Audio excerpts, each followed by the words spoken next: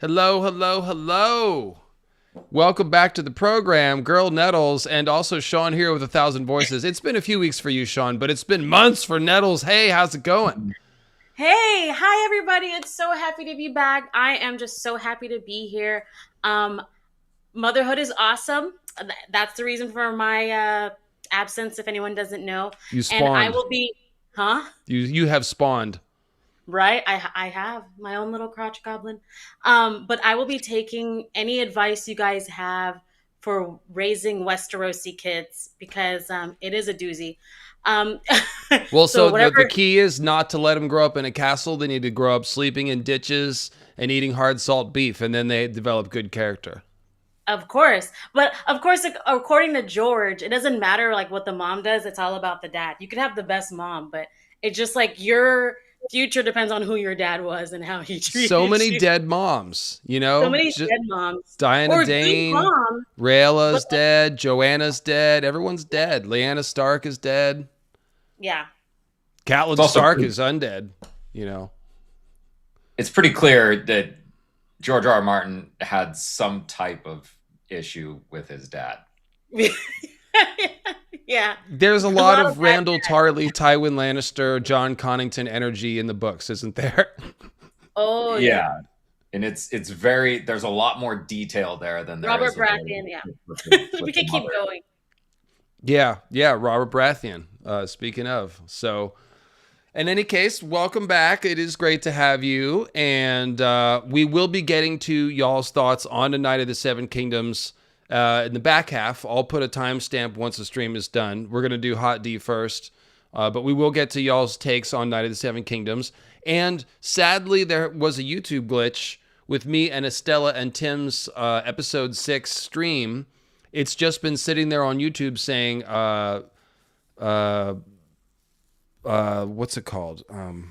Processing will begin shortly for like a week, and nobody can see it. Oh, So it is. I okay. can't download it. I don't know what happened to it. I've never seen this glitch before in 10 years of YouTubing, but it does seem that it is lost. So, apologies if you were looking for that. And I was thinking next Sunday to have Tim and Estella and maybe some other people on, like Mickey, who I haven't heard from in a minute, to do like a season recap. Yeah, that'd be So good. yeah, so we'll get you a little more final closing thoughts on A Night of the Seven Kingdoms, as well as some at the end of the stream today. But we did get this Hot D trailer like a week and a half ago. I haven't talked about it yet. People are definitely asking about it and excited about it. And so what I did is I outlined all the major sections of the war, which you can see in this outline. Woo! And this will be a spoilers all stream, spoilers all books. Everyone dies. We're going to tell you how the butler did it, etc., etc.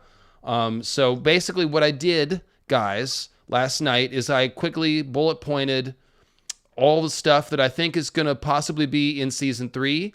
I've also got listed out the stuff that'll be in season 4 because it's unclear where that delineation is. So we can try to figure that out. I've got the trailer here to go through, and we can match some of the stuff we see in the trailer to what we think, which ones these are. So that is the course that we are steering. And Nettles, I don't suppose you've been making any content lately, huh? No, no. I was gonna do like one video just wrapping up like summary of Night of the Seven Kingdoms and like my thoughts and stuff, but I'll probably take like 3 years to do that. So But people can subscribe to your YouTube channel because you do have please entertaining subscribe stuff to my on there, YouTube. and it might happen again sometime. Oh yeah, there's some good stuff. I do drunk history and I'm doing drunk history Dance of the Dragons, which it's fun to kind of see like book versus show and to see me drunk and saying the wrong things. But yeah, That's how we I've like got you. some stuff. And you've done some pretty cool debate streams. Those are up on there too, yeah? Yes, Okay. yes. I need to talk to Tim because my next debate is definitely going to be in honor of Night of Seven Kingdoms is Blackfires because I hate all Blackfire scum. So it's just we need to do Yeah. that. That sounds delicious. That sounds delicious. Yeah, I will at least be tuning in for that. Yeah.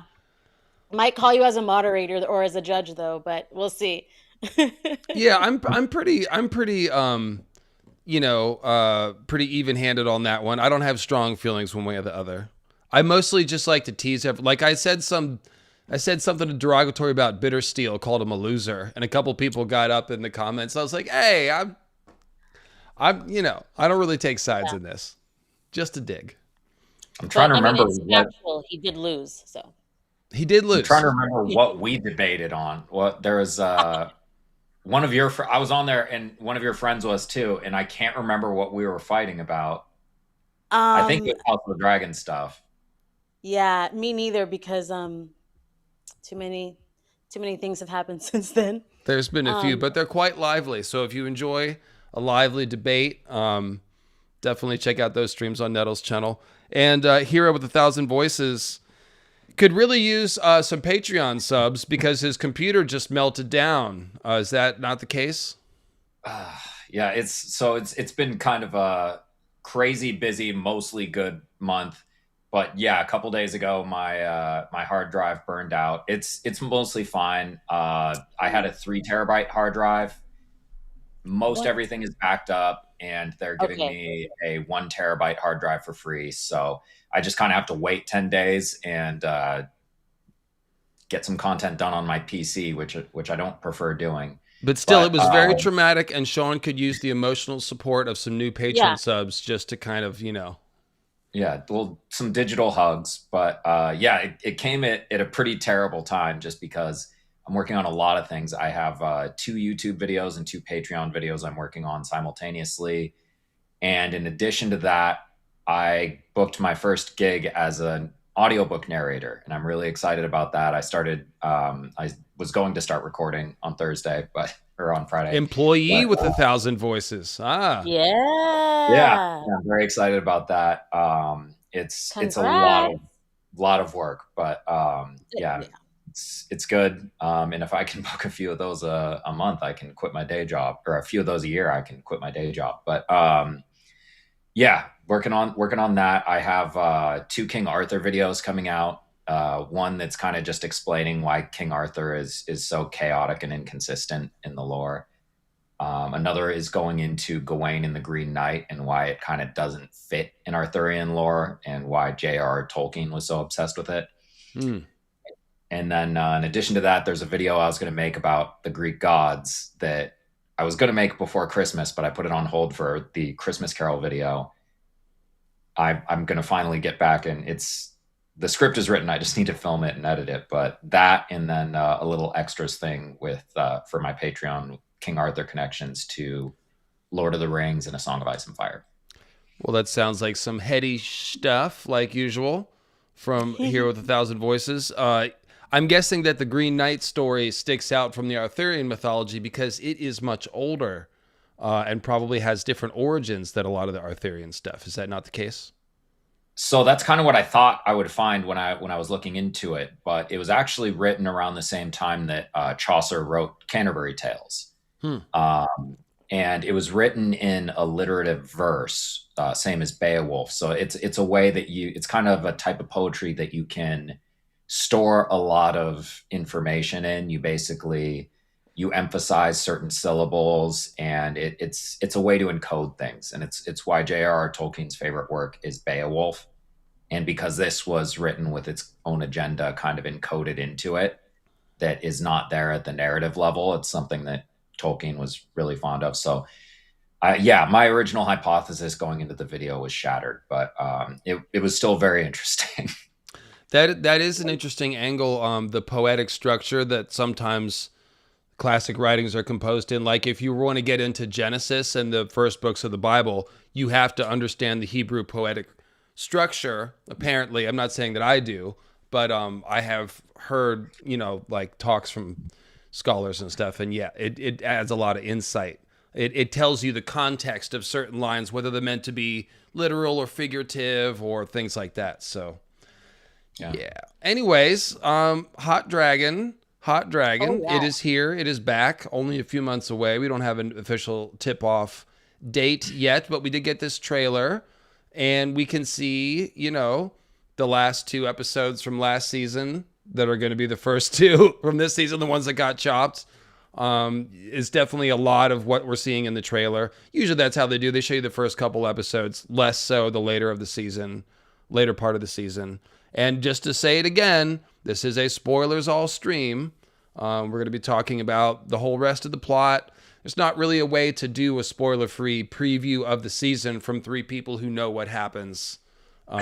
So, yeah, everybody dies. That's a short answer. The only people left alive are very young during this war. All the old people die, and they all deserve to die. And I hope they rot in hell. In any case, no, I'm kidding. Oh, wow. I'm kidding. It's just the rest of the saying. Let's get into it. Samuel L. Jackson. You had to finish the. Well, I did dip my toe back into Hot Dragon Twitter accidentally last week, and it is just as rancid as it ever was. Yeah. The new idea. Every time I log on. Well, the new idea is that the dragons died out because Rhaenyra was usurped, and that's why. So I don't know. Why did the dragons die out? I don't know, but it was certainly not anything that Twitter people are saying. Well, because it's like most of them end up dying in the war, but then there's still 4 left. Why did the eggs stop hatching? Why did the fertility mojo go away? I sort of can see the larger argument of like, well, during Jaehaerys' day is when there was tons of dragons being born. The family was multiplying. Then the family starts killing each other. The dragons die off. Like loosely, there probably is a correlation, but yeah, hard to say exactly. Especially, sorry, I don't want to go on a tangent, but quickly, that the theory that Viserys is not Viserys. That what? The theory that Viserys is not Viserys. You don't mean Viserys first. You mean Viserys, one of the kids. So, Dragonbane's brother who comes back from mysteriously. So if he is, I think he's Viserys, but if he's not who he says he is, he's an imposter, then that could mean that there is no dragon blood that continues the line. And maybe that could be why the dragons died. I've never heard that, but I mean, Aegon, he's the one who recognizes him. So. Right. But anytime someone goes away and mysteriously comes back, it does leave that seed of doubt that like glamour or spell or they say. So I think that Viserys is too old. Like if he was a toddler, then maybe you don't recognize him years later. But he was like what, like 6 or 7 when he was taken. I think he was like 4. So Aegon is like 9, right?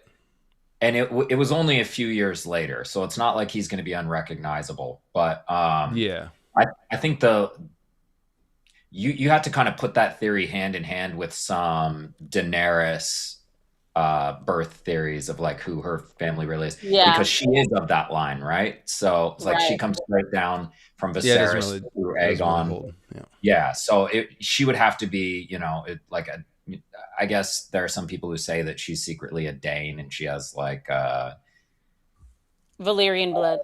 Yeah. That's why I made the video to point out the fact that she is unsecretly a Dane. Yeah. In fact, great empire. But like, the people who are saying that she's like Ned and Ashara or Brandon and Ashara's daughter, there are some pretty developed theories there. I don't buy them, but if you squint your eyes, you can kind of see it. Yeah, it's always fun to speculate. Well, and the whole thing about the genetics, I probably should have said this somewhere in the Dane video, but like the further you go back, all of this breaks down. Like, Egg is half Dane. Well, his mother was Dane, but one of her parents wasn't a Dane. Right. Unless they incested. So the further you go back, the more it bifurcates, and it's like, everybody's all mixed up. And George has said that, like by now, everybody's all mixed up. So this idea of Targaryen blood, like, it's a thread. It's not a large percentage. It's like this thread of magic blood that is still around. That's kind of why it can be, Stannis claiming, or Robert rather, claiming legitimacy through his Targaryen grandmother, it kind of that's the kind of stuff we're talking about. And it'll be the same if the Sword of the Morning goes to Dany, because it's like, she has some Dane blood. her grandparents do. It'd be similar to the Robert argument.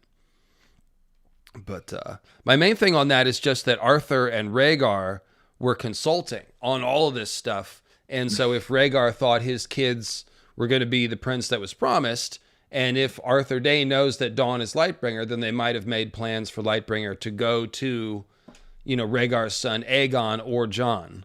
So there could be this plotting lying within house. We're not talking about Hot Dragon. What happened? What did I do here? It's okay. Just no, but this is interesting. So you see what I'm saying. As far as the bloodlines go, it's not. It gets oversimplified by people in the books, and George encourages that sort of by giving the houses these permanent family attributes. Baratheons are all the same, and et cetera, et cetera.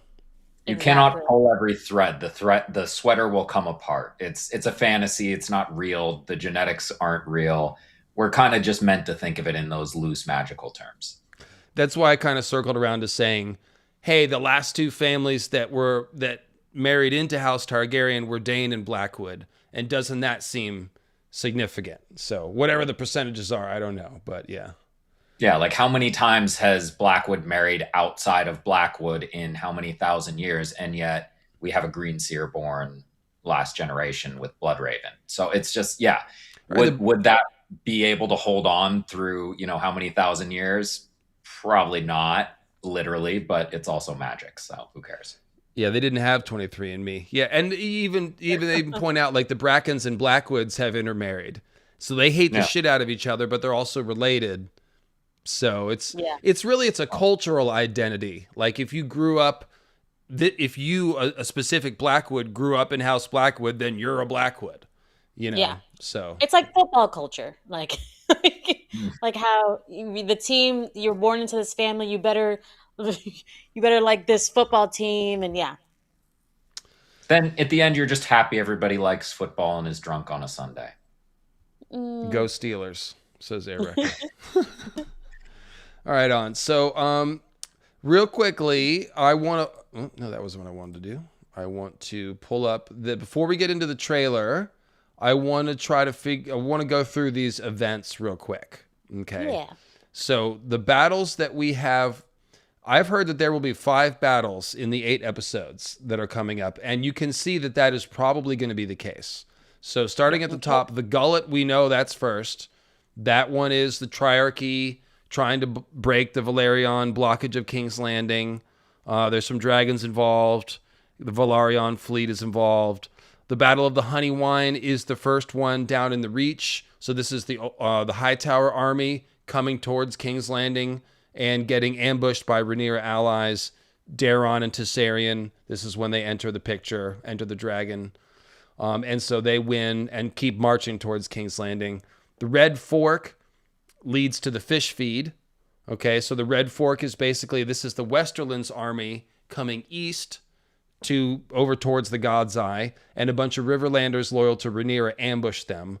But ultimately, the Lannister army wins and crosses the Red Fork, only to then later get destroyed at the fish feed, where more Riverlanders and the Winter Wolves, Roddy Dustin and the old men from the north, they join up with the Rivermen survivors from the Red Fork, and they destroy the Westerland army on the shores of the God's Eye, driving them into the lake, and that's why it's the fish feed. So those battles are all definitely happening, and that's 4. And then for the last battle, it could be either the Butcher's Ball, which is, remember Kristen and Aemond go to Harrenhal, and then Daemon punks him and goes to King's Landing. So then you've got Aemond and... the major green army under command of Kristen Cole, they're at Harrenhal, so then they have to march back south. And as they're marching south, they come across all the corpse feasts, some of which are ambushes, the dead men stationed around the tables and stuff. Eventually, they're ambushed by the Winter Wolves and more Riverlanders, and that's where Kristen Cole is killed. He asks for single combat, and they're like, no, I'm just going to shoot you. And then the other one is Tumbleton. So technically Butcher's Ball happens before Tumbleton, but I suspect that they might flip these. They're in different areas, so it's really not, because they might want to give another battle to this Hightower army. And also first Tumbleton has the betrayal of Hugh and Ulf. So it's a question of, do they want to end the season showing you that Rhaenyra's dragon riders have betrayed her and flipped sides? That would be it, because she's taken King's Landing by this point, and she's triumphant, and her army's winning at the God's Eye and stuff. But then Tumbleton is like, oh shit. And that's what starts driving her to paranoia. The Dragon Pitfalls comes after that. So Tumbleton is a real bomb drop. So I'm curious if they'll maybe end the season with that, and then put the Butcher's Ball off. But I agree with you. Just from a TV story writing perspective, like Kristen Cole right now, we hate him, but he's like a fan favorite in that we hate him. I don't think they're going to kill him off so soon or wait to kill him off. And then, I think the betrayal should end the season with the betrayal, especially because last season they already started showing us Ulf the Sot being so disrespectful. So like, how long can they, tease that out? They might as well end with the betrayal. They've been breadcrumbing it. Yes, and Hugh the Hammer's wife has gone to Tumbleton. Thank you, chat, Whitney. Yes, that's correct. And they're obviously setting this up. It'll be a little different in the books because Hugh is this man of the people and not as he doesn't look like an easily corruptible person. So he might have a slightly different rationale for turning against Rhaenyra, but it seems somehow he certainly will. And you could tell there might be a tragedy involving his wife that somehow she dies because of Rhaenyra's orders or something like that. And Ulf, meanwhile, he has no principles whatsoever. That's clear. Yeah. So no, Ulf's already there. He's in it for himself. He never should have been given a dragon, and that seems obvious. So so it could be, and also we could get both of these because Butcher's Ball could be combined. The Red Fork battle is not particularly notable. They're just trying to cross the river. They can't. 3 times the River Lords resist them. Pate of Longleaf slays Jason Lannister. That's notable because we know Jason Lannister. He's one of the twins. His brother Tyland is on the small council. Jason Lannister is one who had a damn lion in a cage when we saw his army last season. So after he's slain, Adrian Tarbeck takes control, and they do a cool thing where they sneak upstream and take off their armor and wade across the river and come down and ambush the Rhaenyra loyalist Riverlanders from behind, and that enables the crossing, and then their whole army pours across. And then the remnants of those Riverlanders circle back and get involved in the other battles like the Fish Feed. So that's a really that whole battle is mirroring Edmure Tully turning back the Westerlanders on the Red Fork during Rob's campaign there. It's like it's the same thing. It's 3 times they turned them back. On the 3rd time, the Westerland's army gets through on this one. On the 3rd time, they don't during Rob's campaign. And it's also realistic to depict like certain choke points on the map are frequently the site of battles. Like that's how it works, in the real world. So, yeah.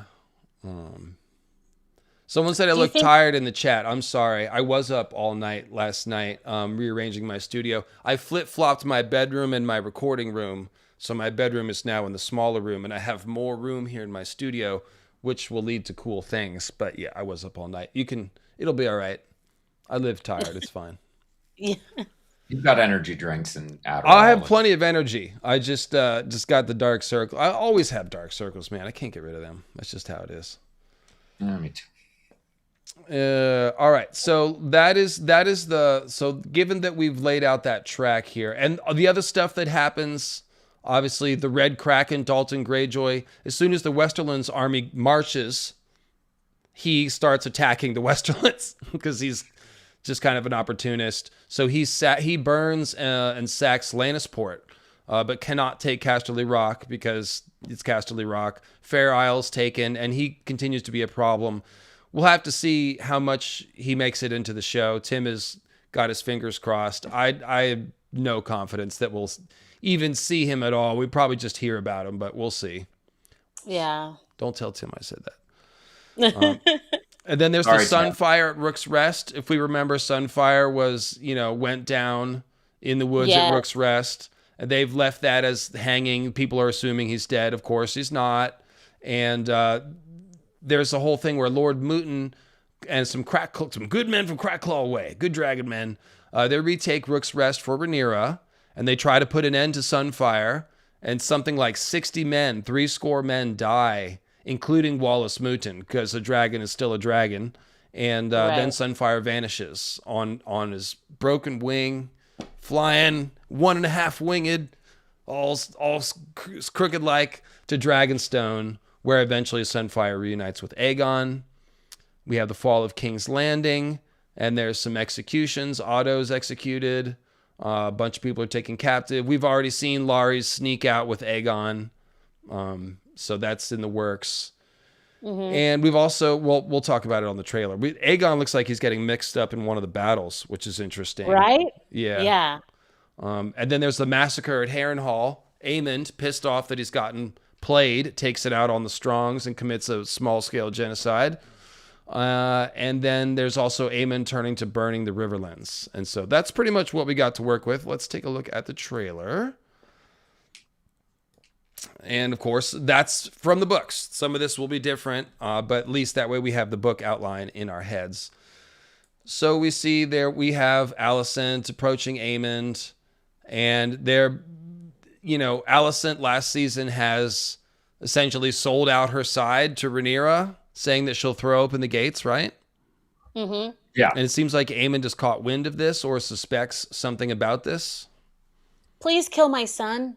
Yeah. The other one, the one who's not mostly dead. He's not quite dead. No, she basically did the math. We have Vhagar and not much else. Sunfire is basically wrecked. They have a bunch of big dragons. Vhagar is the biggest, but they've got a couple who are close in now Silverwing and Vermithor. And Caraxes is also pretty big. So she's kind of done the math, and she's like, okay, well, we're not going to win this. If we surrender, some of my children might live. And that is certainly not the way that Aemond is going to look at it. No, not at all. In the books, there is definitely a disagreement about strategy. Criston Cole and Aemond want to take the army out and hunt down Daemon's army and stuff, go to Harrenhal. Alicent is more conservative, wants to keep people there, keep everyone safe. That does lead to a disagreement. And then in the books, Alicent is the one who is responsible for the defense of King's Landing, a bit like Cersei kind of takes somewhat control during the Blackwater, just to make the bad orders mostly. But Alicent is the one who orders the gates shut and tries to man the defenses, but the fix is already in because of all the Gold Cloak inside job Daemon stuff. So her messengers that she sends to the gates are intercepted and killed, and people are taken prisoner, and it's over before. It's almost like a bloodless taking of King's Landing. So this is before that, but we'll have to see. They'll have some slightly different version of the drama with Alicent and everyone. Do we think that the main question is Alicent going to stick with this idea? Is she going to try to throw open the gates for Rhaenyra, or is she going to change her mind and go back to trying to defend the city somehow? I could kind of see either one. I don't think it matters. I think Alicent made a deal that she didn't have the power to make. Look at who's sitting on the Iron Throne. Aemond. The one that said, Mom, get out of here. We don't need you. He kicked her off the small council already. He's got the freaking sword here, too. This is the speech sword. When you hold the sword, you get to speak. So it doesn't matter what her plans are. She doesn't have no power. But if she did, I think she would try to stick with it. But it doesn't matter. Aemon's running the show here. They're clearly framing it that way. Look at how he's sitting. And then he asked that question, which is, where were you? And I don't think that's a real question, because that's not how you ask a real question. He knows where she was, which begs the question, does he have his own Master of Whispers at this point? Point of thing now, it seems. So He could. Yeah. Yep. Anybody that is that powerful should have their independent information sources. So now Aemond is pretty young, and he is painted as experienced. He definitely gets played by Daemon in the field. But he does. He could have his sources. We'll have to see. one thing we know is that it'll be well acted, which is kind of the whole thing with the Alicent stuff. Like a lot of it is questionable, but at least it is well acted. So I do enjoy watching Olivia Cook. And there's a continuous dynamic on the show where there'll be a deal, or there'll be some type of good faith thing between Alicent and Rhaenyra, or proxy through other people, where they're trying to make peace and they take steps towards it, and then everything gets messed up and they're unable to perform their half, and so the other people assume that they're being faithless or that they tried to screw them over, and the cycle of violence just continues on that note. And so I think it'll be like that. It's kind of like Nettles said, is she didn't really have the power to open the gates. Like, who's going to obey that order when Aemond is the regent? They chose Aemond as the regent.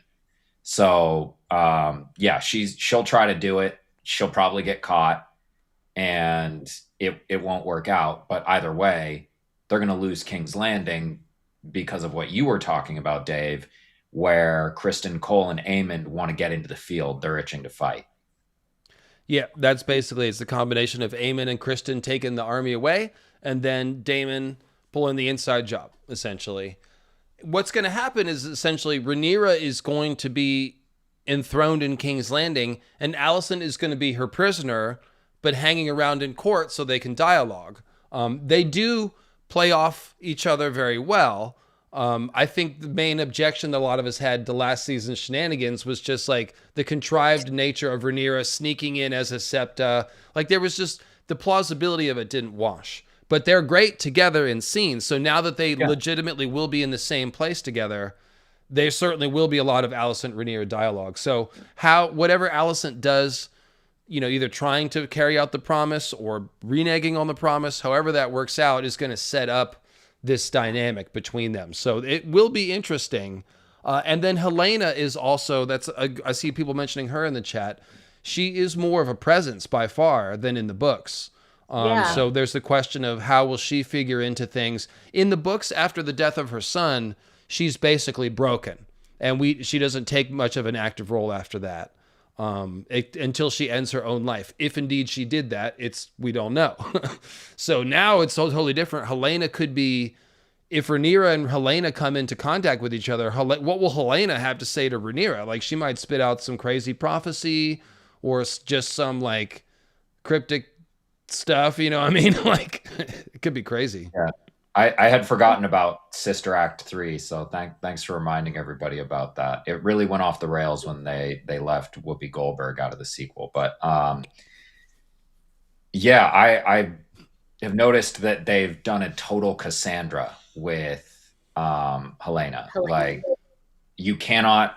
Her curse was that nobody would ever believe her whenever she had her truth speak or her future visions, and she would be trying to warn people. And that's the thing, is they've done it in an interesting way. She's, maybe autistic coded or something along those lines, where she has trouble communicating with people, and they don't understand that she's literally making prophecies, that she's seeing stuff. She's talking about rats in the walls before the, blood and cheese come for her son. Mm-hmm. So like, she's making all these prophecies, and nobody is listening to it because they think it's just nonsense. It's not that, they don't believe her. It's that they don't think she's like a real person. She's basically literally scribbling stuff on the walls like a crazy person. So yeah. I think it's almost guaranteed that she has to say something to Rhaenyra, because we were all surprised to see her interact with Daemon, which is not in the books, obviously, but even just show only, like, you're like, what do these two people have to say to each other? So if she's interacting with Daemon, she needs to do something with Rhaenyra, whether it's through the dreams or like in person. And I have mom brain, but remind me, in the books, who is it? What happens with the... Oh, you're blaming your brain farts on motherhood now? Is that what you get to do? Okay, that's convenient. Go ahead. Privilege. Yes, I'm finally here where I could say mom brain for all the drug use. But no. But no, who is it that gets paraded in the pillow houses, or the mushroom says was taken to? Well, Alicent and Helena. Alice and Helena, both Yeah. of them. Okay. Do you think anything like that or nod to show Rhaenyra would never, ever, ever? Do you think there would be any type of nod to that, or maybe even if it's, I mean, If Damon is Massaria, involved, yeah, or someone else that happens to someone else there in the could be a show? Like, Mysaria thing, because if you remember, Otto and Mysaria had a connection, so maybe Alicent and Mysaria contacts Alicent and it turns into a brothel rumor or something like that. Could be Well, or something like that. Rhaenyra and Alicent make out, and Massaria gets jealous. That kind of seems to be the way they're going with all of these things. That's more likely, yeah. okay. All three No, women I don't- making out. Yeah. I don't think that's actually what's going to happen. I don't think that the characters that they've made for the show would do what happened in the books. I think also Rhaenyra would notice if Alicent disappeared for like if Daemon took her, because I have a feeling that she's like, in a cage technically, but really like she's talking to Alicent every day and they're trying to, figure this out. Like that just seems like the way that these showrunners would frame it. I picture Alicent chained to the Iron Throne like Jabba and Leia. Thank you. Yes, I knew where you were going with that. That's it. Yeah, and that's not a book canon fat Rhaenyra Jabba the Hutt joke. That's not what I'm really just working on the Leia chained to the throne thing. But canonically, Rhaenyra is thick, so there's that. Yeah. But Justice for thick Rhaenyra. justice. I would like to see it. Justice for the thickness. Get down with the thick. Yeah, so that's it. It's really just the chains part. No Rhaenyra slander. All right, At least not. chains and whip excite for David. We got it. Are we Flip gonna it. get? Is Rhaenyra cutting her hands on the throne? I think we got to see that. I don't think that's just something the Maesters made up. It's what the Maester said is that many remarked and many saw that her hands were cut, and her legs too when she got off the throne. So I do think they'll keep that. Yeah. If Viserys cut his hands on the show, then definitely Rhaenyra. They know about that, so yeah. Because this is the real horror. The horror of this story is the Rhaenyra King's Landing arc. Like, she takes the throne, and it's such a poisoned gift. Like, everything goes wrong as soon as she takes it. And culminating in the dragon pit.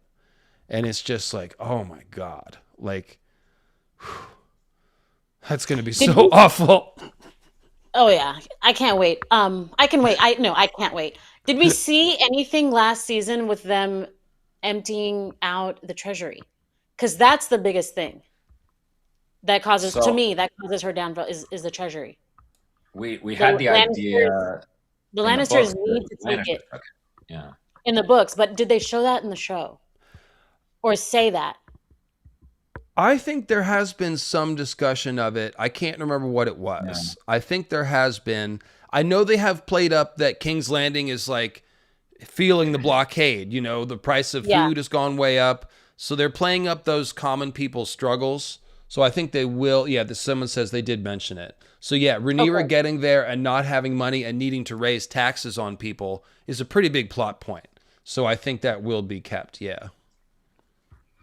The episode of the Green Council, they moved the money. So there you go. Tylan said some was taken to Lannisport. Yeah. It was like a throwaway line. Okay, that's what I thought I remembered, but I wasn't sure. Yeah. So I'm glad somebody remembered, because when that would have happened would have been the episode where it all would have gotten immediately forgotten because random mud fight.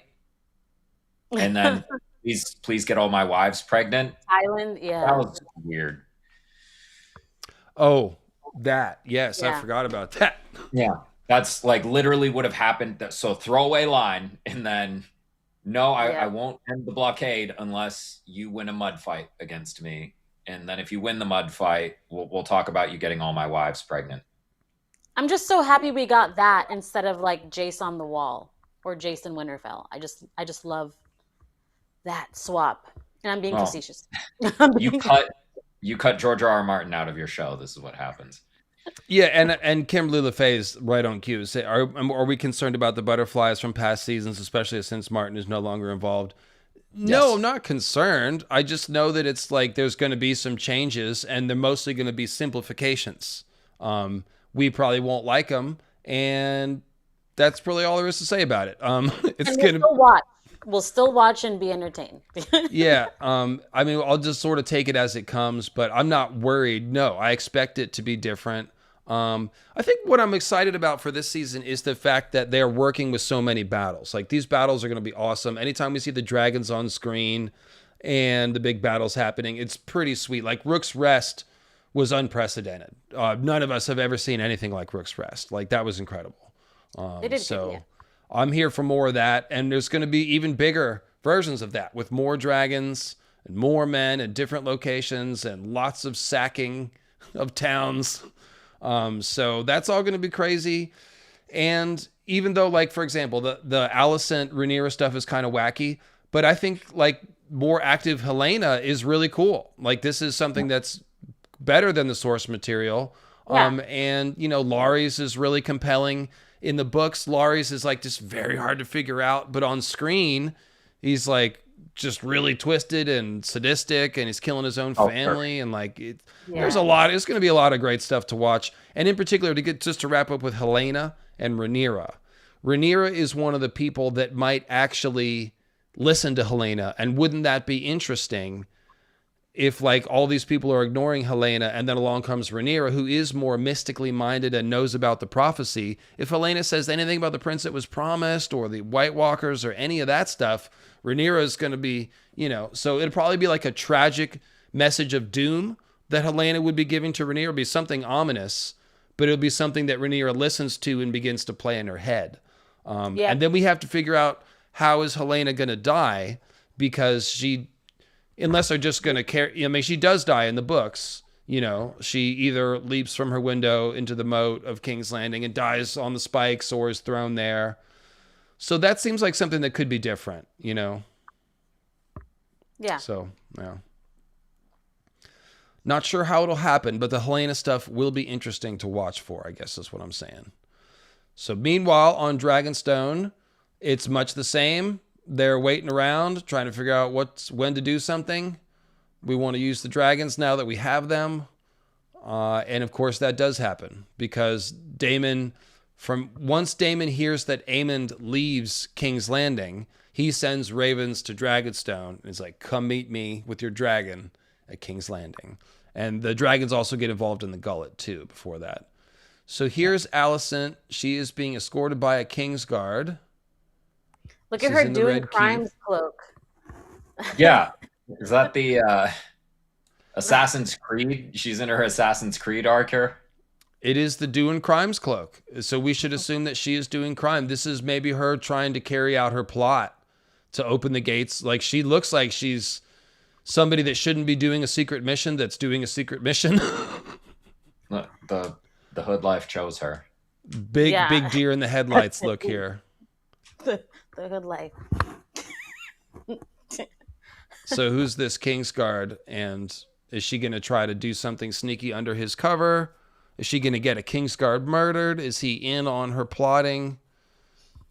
That's kind of an interesting thing, is that Kingsguard is older. He's got gray hair. So that really limits the options, because for one, we just lost 2 of the Kingsguard. And then, what's his name? Westerling? I can't remember his first name. He left. Yeah, there's like Rickard Thorne and Willis Fell.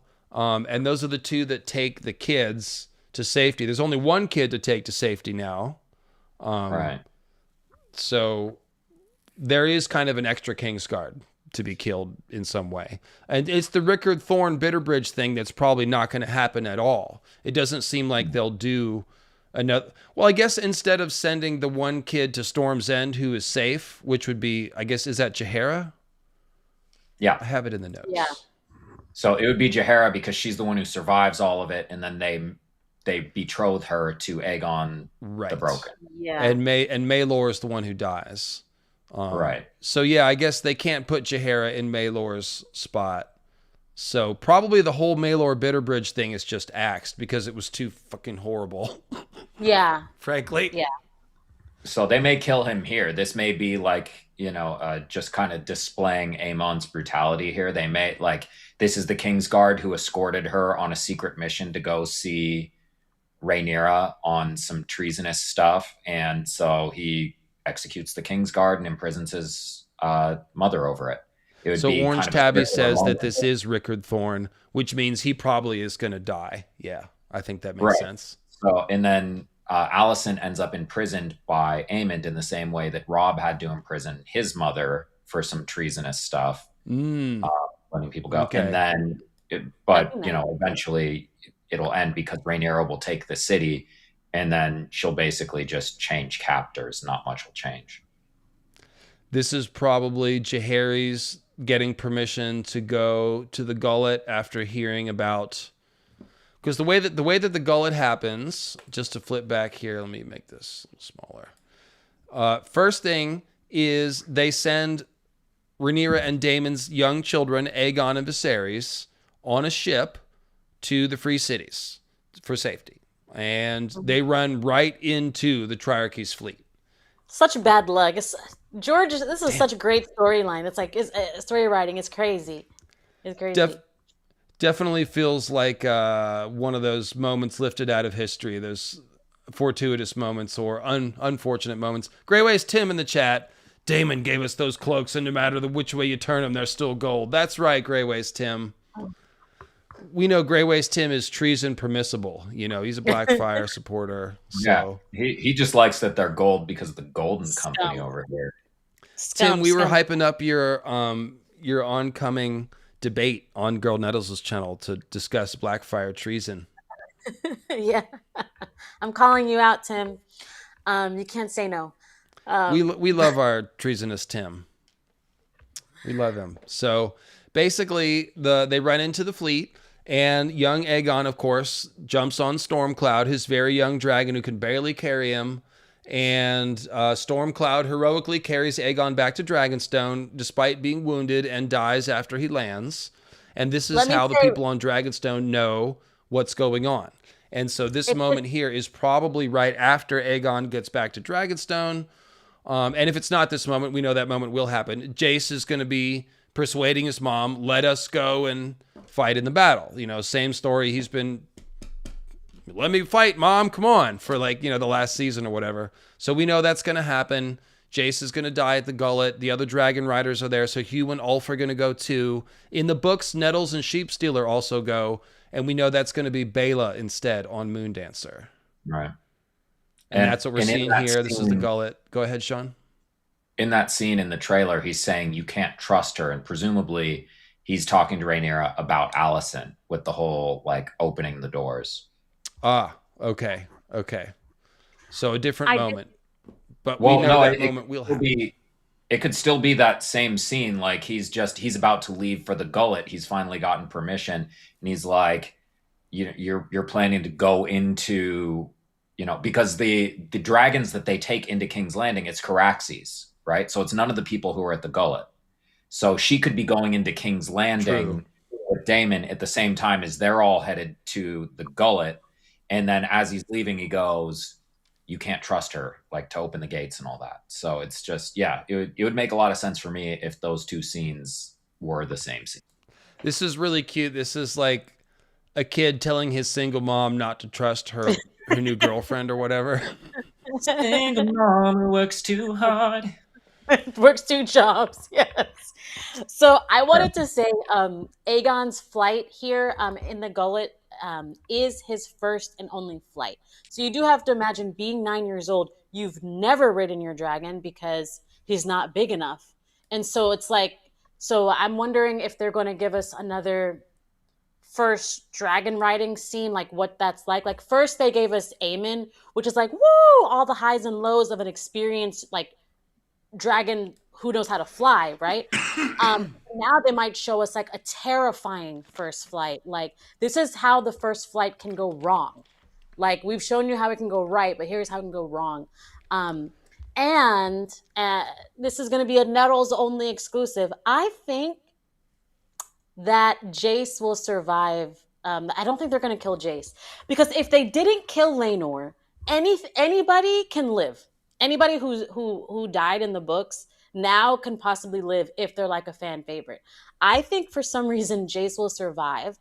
They've given him so many speaking parts and made him Rhaenyra is like pretty much only kid right now. We know how many kids she has, but as far as like time on screen, and I think they might wait to kill him off later for the shock value.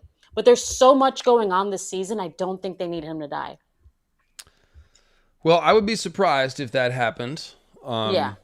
I think he will die, but some people in the chat are suggesting that the show Aegon is maybe too young to fly on a dragon. He's like 4. So maybe Jace will actually rescue Aegon and like barely make it back to Dragonstone and then die or something like that. Could be. Maybe he'll get Aegon on his dragon and he'll be shot off the dragon and Aegon will ride back on. Who knows? Something could be slightly different. I would think it probably is going to die though. It's because it's this really important thing as far as like hardening Rhaenyra to the war. Rhaenyra's been reluctant to use her dragons. After Jace's death, she gets more aggressive. Yeah, that's true. And more paranoid about her remaining sons. And her paranoia leads to one of their deaths because she keeps them so close. That's true. They've even shown Aegon and Little Stormcloud, and it's like cat size. Yeah. Just last season. Yeah, you're right. Veil. That would be kind of weird if all of a sudden it was Arrak size. We'll see what they do with that. But I mean, it is important to Dragonbane's story that he's traumatized by his first and only flight. Like, it's such for me, a poetic part of the book to not have, but show's different, and that's cool. We have different mediums to enjoy. I think it would be interesting if they gave Jace a more active role in the rescue, just like a more epic death for him. You know, I could see that. Yeah. I could see. I think they'll definitely do that. We'll It's see. also his storyline. I would really be upset if they changed it because right now it does such a fantastic job of mirroring Jason, as in like Jason and the Argonauts from Greek mythology. The whole like trying to retrieve your birthright as the king, and like that's Jason's whole plot. Like he goes on the whole quest in order to try to get his kingship back. And then he ends up, like, after all that, he ends up being a horrible person. And then he screws over a bunch of people, including his wife. He tries to, marry someone else while he's still married. You can't get double married. Whoops. And then he dies because his own ship collapses on him. So, and the story is that Jace goes down in like the rigging of a ship. Basically, Yeah. The dragon gets caught in the rigging. Yeah. Right. So yeah, it's all very well mirrored. It's just that he's like the not asshole version of Jason Jason and the Argonauts. But yeah, it's like him putting together a whole crew here of a bunch of different dragon riders. Really, it mirrors, Jason finding Hercules and Orpheus and the Castor and Pollux and all the, everybody, and putting together that crew. But yeah, it's just it would be unfortunate if they changed it because that plot line would no longer make sense with the way George has written it. We'll see. I just say things I like to guess and be like, oh, I was right. I said on this day that this would happen. And, that's... Well, you may not be wrong. That's what upsets me. Huh? You may not be wrong. That's what upsets me. That's So the thing this about is a lot of TV. Jace flying around here at the gullet. I wonder if maybe he gets there first, or if he is more aggressive in the battle trying to save his half-brothers. Is there a reason why he gets shot down and the other ones don't? The other thing about the gullet is that the different reactions of the dragon riders. So Right. obviously, like we said, it's Nettles in this fight, and her and Adam Velaryon are both shaken. Adam Yeah. goes and talks to Corlys quietly in a room, and Nettles is tear-streaked and never flies a dragon in combat again. Yeah. Whereas Hugh and Ulf are like, yeah, we're dragon kings. Let's drink more. So I'm curious to see that we'll still get some of that with Adam. Obviously, Adam is a good lad, and he could show us that emotional beat. And Bela can certainly... This would be her first battle experience. She flew reconnaissance that one time, which was cool, but she could definitely give us some of that emotional beat too. What do you guys think about that? I just agree. Are we sure that it's Bela and not Rhaena? Could we see? Yes. I'm not sure if we can. Okay. Yeah. Okay, cool. That's it. Rhaena already has a dragon, right? Bela is gonna. Rhaena hasn't gotten her dragon yet, so Rhaena she's nowhere near. Yeah, and that's definitely Bela. That's Moondancer's little mohawk there. Okay, cool. Sheep Stealer's I much bigger and all Sorry, fugly looking. sorry. Yeah, Bela dang. has Moon Dancer. I mixed them up, but Reyna is Hey, gonna we love get. Sheep Stealer, but No, so one of them talking about them being shaken up so much, like Adam Valarian and Bela during the fight, like one of the big plot beats for that is that they're kind of trying to show us without telling us, because it's a history and not a story, that Jace was well liked. Like, this is the guy who would be king. Like, this is somebody he was inspiring his fellow nobles. This was somebody that they were ready to get behind. Like, this guy was the real deal and ready to be a good king. When he dies, they're shaken, because like Adam Valerian may be new in terms of like fighting on dragons, but he's not new with naval battles in the books. And Bela is really just portrayed as fearless, and they both get into more battles on their dragons, so it's not like they were squeamish and stayed away. So I really, I may be assuming too much here, but I feel like them being so shaken is because they were really that upset. Like, that was their king, the way they look at it, or their future king. Yeah, and obviously I didn't mention this a minute ago, but Bela being there to see Jace's death is going to be an emotional event to unpack because they're married or betrothed. So, yeah. Maybe we might get a steamy scene before this battle. A little sneaking into the rooms. You know how They they have like not so to. much as kissed. I It's really know. they have really missed out on what should have been more like teen heartthrob magazine material with these two. But yeah, maybe we'll get something like that. At least an emotional moment, I would expect. Man, I'm, Smut, I'm getting smut, old. smut. I don't even want to see it from them. They look like kids to me. That's what I was about to say. I'm too old to root for smut from these I'll actors. root But for smut, but like Olivia Cook's smut is smut we can all get behind. there you go, age appropriate smut. All right, so then we've got, okay, let's go on with the trailer. So this is interesting. Laris and Aegon. And the interesting thing is that you can tell from this outfit that he is the same one in this next scene where he's stabbing somebody on the ground. But where would he intercept someone dying, like someone dying on the ground? So this looks like it could be the same battle here. So we've got some Winter Wolves and Riverlanders. This looks like, Fish Feet or Red Fork or something like that. I don't think this is Tumbleton. This is a pretty clear peasant levy. That is not a professional army. They are cobbled together. They're not all wearing armor. The best of them are wearing like leather. That's So a it's Stark just like, direwolf there. So yeah, these are the yeah, Winter Wolves, and wolves. they're wearing whatever. They're a lot of old men. You can see Yeah. some white hair here. Definitely some white haired dudes. And Love then it. so Aegon and Lares must like run into one of these scenes and like have to survive, which will be interesting because he won't be being treated as the king. He's just some burnt dude in a hood, slinking around the battlefield. So I'm kind of curious. I think that's a cool idea because they've got to give them something to do. We only know that he disappears from King's Landing and shows up on Dragonstone. They're going to fill in the blanks. And so yeah, he runs into one of the battles and has to fight for his life like an animal here. That's great because Tom is such a good actor. So like give him more stuff Yeah. to do. Like that's a Well, he's getting really, lean. That's some I'm really looking forward to the Roddy the Ruin speech. We came to die for the Dragon Queen. Roddy My the thing Ruin is, is so not only is he involved in the Fish Feet and the Red Fork, he makes it down to Tumbleton. So Is it second Tumbleton or first Tumbleton? Because it I would have know to, he it would have to be kills second. he kills the High Tower who has a Valyrian steel sword. I second remember that. Tumbleton. It would have to be Is it second second Tumbleton? because he can't be in first Tumbleton.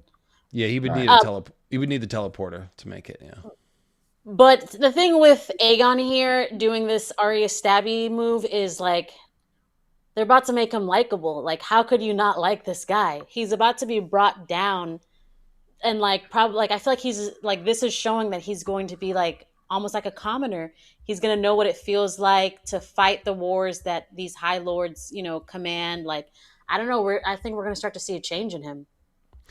Yeah, you bring up an interesting point. Normally, the High Lords are very disconnected. from the battle, except for the rare few who lead from the front. And so here we have a king who's not led from the front, suddenly getting caught up in the Feast for Crows that he helped create. So yeah, that could be a poignant moment for sure. This is not season 1 Aegon at all. That's not season 1 Aegon pissing, or not pissing, but doing what he's doing on What he was doing. doing what he was doing off of that Fish tower. feeding. Yeah. Yeah. Well, and to your point about like them being disconnected from it, even the ones who lead from the front, they're still disconnected from it. That plate armor does not get penetrated by arrows. It does not get penetrated by swords. You can die from blunt force trauma like Rhaegar did when he got hit by my hammer. Gods, I was strong. But you have a guard around you a bunch of knights who have plate armor who are chosen specifically because they're good at protecting you. And you come in on a war horse, killing people with a lance. Like, you are disconnected from the real on the ground fighting. So him down there, like stabbing somebody in the dirt, that's a huge departure, even from Warrior Kings. And just because this is the Stark army here, I wanted to kind of emphasize something is that Ulf the Sot is coded as a Stark betrayer. And partially because Ulf means wolf. So he's doing the Ulf Nar thing and with Silverwing. So there's like a lot of like Odin Stark stuff going on with him. Between him and Hugh Hammer doing Thor stuff. So it's just like him as the Stark betrayer is pretty common because we see that everywhere. Even when there's not an actual Stark betrayer, you get like the Car Starks who betray the Starks. You get in the past the Grey Starks who betray the Starks. Arguably the Warg King was probably a Stark or a Stark bastard. So it's like this kind of like Stark Civil War thing that's going on where he betrays them and goes to the other side it's all very on the nose, and it's a connector between first and second Tumbleton. I think you made a good point here about like the way that he's fighting fairly. Like he's not, it's not Tywin Lannister on the hill with his cloth of gold cape undisturbed by the wind. It's opposite of that. So, and it's not even necessarily that, you would go so far as to call Aegon sympathetic, but he's more interesting and more complex than he was at the beginning. And just because there is growth in a character doesn't mean we have to like him more, but there is an evolution in the personality for sure. It doesn't mean that he's going to have to grow into a good person, but he could grow into a more savvy and cautious person instead of such a reckless person. He's still fighting for his side or whatever, but the main thing again is that the actor is so good. Every time they give him stuff to work with, it's just like, oh wow, this is cool. He's going to kill the boy. And I wonder what scene he's going to kill the boy. Because I don't think it's happened yet. I think it's easy to say his brother burning him, falling down, his member bursting, he can't pee anymore, would be him killing the boy. But that's something happening to him. Killing the boy is you making the decision to change your life. Like active, not something happening to you, but you know. So that happens for him after the Moondancer fight, and he stops drinking milk of the poppy 24/7, basically. Yeah. That's when he kind of grows up. He's like, no, I'm just going to deal with the pain because I need to have my wits about me. So, I would say that would be the moment. That would be the moment. So here we got some pieces on the board. Can't really see where this is or what's happening, but I'm sure we will make sense of it. A dragon is coming. So this probably Tumbleton. This could be Tumbleton here because you see the town. You see another dragon up on the right in the back. Oh, okay. Then never mind. There wouldn't be two dragons there, just one. Oh, there would, right? There would be Silverwing and Vermithor. That's second Tumbleton. First Tumbleton is just Daeron. Just no, I'm wrong. Oh, that's Honeywine. Honeywine is just Daeron. Yeah, if this is Tumbleton, then it could be the Betrayers. This could be Daemon saying, send Ulf and Hugh there. Yeah, it could be that. That gauntlet. Oh, sorry, go ahead. No, you go ahead. I'm about to change the subject, so you need to go ahead before Okay. you So I lose was it. gonna say that gauntlet, that makes me think it's either Damon or Hugh Hammer. So if that's Hugh Hammer, like calling his own number, like I'm going there, my wife is there, like putting his dragon on the table when they're all trying to talk strategy, he kind of just comes up like, I'm going. Yeah, I could see that. Whether or not that's his hand, I could definitely see that kind of presence from Hugh. He once, yeah, he'll stand up to anybody for sure. Once he feels strongly about something, and we know he's a man of principle as well. So I just hope they develop Dayron because so many, like millions of people in the fandom, like show only, still don't know that Dayron exists. Like I was talking to a casual show watcher, and they're like, "Who?" Like, no, Alice only has 3 kids. I'm like, no, there's another to come. So like, I would love the first episode to just be us in Old Town with Dayron. Like, don't like give us a fake out. No Rhaenyra, nobody. Just let's just see Dayron. Let's see what Old Town looks like. Give us some lore, some back history. Give us some characters to sink our teeth into. I don't But think we're going to see Old that's Town. We're not going yeah. to see Old Town. No, we're going to Oh, see. If you want to see the High Tower, you have to sign up for my Patreon, where you can get all the cool videos of the High Tower and all that stuff that we built. Artist Chetan Biswas. By the way, I have another 3D Westeros Chetan Biswas masterpiece coming in the next couple of months. None other than the Crypts of Winterfell, baby. Ooh. Yeah, that's what I had him build next. So that's watch out for a big Winterfell video and some 3D stuff. But yeah, no, we're gonna see them on the road. You can tell here, Daron is already with the army. In the books, the army is engaged and losing, and then Daron flies in from Old Town and saves the day. I guess that could still happen. This could be after he's joined the army, but I guess that I don't know. I guess I don't know. No, But I he'll live be. in what I said is Fantasyland. That's not happening. We're gonna get quick. Like, oh, here's Dayron. He's got a nice outfit on. Here's a got a dragon. beautiful dragon. Like, but I hope, because I'm a naive, hopeful person, like make us care about these characters. Make us care. They But will. we'll He doesn't die until second Tumbleton, which would be next season. So he's going to be yeah. with us all season, and he's important because as other people die, like Aegon's doesn't have his dragon, Helena's not flying, Aemond leaves King's Landing, Daeron it becomes the hope of the Greens, kind of, Yeah. because Aemond is such a loose cannon. So he does occupy an important place. I think we'll see a lot of him, this Okay. screen, this season. Well, and when they hinted at him last season, like when Alicent was asking her brother Gwaine Hightower, because he was fostered in Old Town, was asking him about Daron, and they were talking about, yeah, he's good, he's smart, he's kind, and she's like, oh yeah, must be because I didn't raise him, and it's like, but yeah, they're hinting at him being, But they're telling us, like not showing us. right. That's yeah. So Yeah, I we think need to see that man, the beautiful dragon. so. Another question here is the Hightower family. Otto is in King's Landing when Rhaenyra takes it and is executed in the books. They've already kind of snuck Otto out of King's Landing. Wasn't he like in the back of a wagon or something? Yes. Well, he's some. We don't know where he was coming from or going to, because the last he was banished from. He left when Aegon made Kristen hand. He left in a But huff, and we but didn't know then where he was. but then Aemond recalled him to be the hand again. Yeah, Right, and then but he we was never like saw him. captured. I thought it was Right. maybe Laurie's that took him prisoner. We just see him in the box though, but we don't know where he's going or coming to. Okay, so I Right. He has suspect that he is not just going to be executed in King's Landing. He is really too interesting and too good of an actor.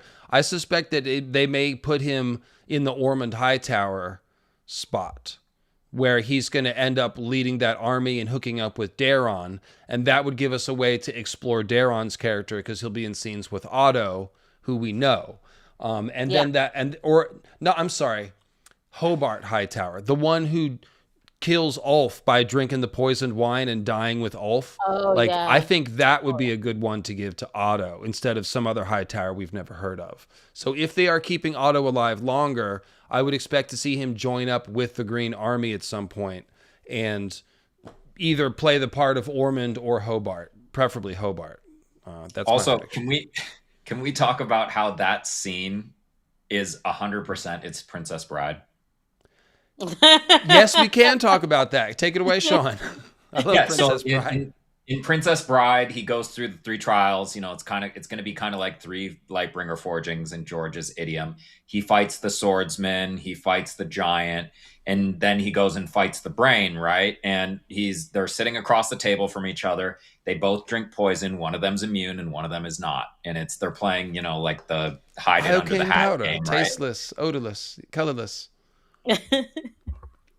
Oh, I love him so much, Carrie Ellis. Very Anyway, yeah. So the idea is this is the same thing. So to prove that it's not poisoned, our Hightower buddy has to drink the poison so that Ulf will drink it. Except in this case, nobody's immune to the poison. They just both drop dead. right. Well, he tries to throw it up and spit it out, but it's too late. So it'll be a very dramatic way for Otto to die. I think it just makes too much sense to give him that Hobart role. Also, so the chat is loving your Greek and your Princess Bride correlation, Sean. Somebody mentioned earlier that Helena, obviously named after Helen of Troy, whose story that's where Cassandra's story is found.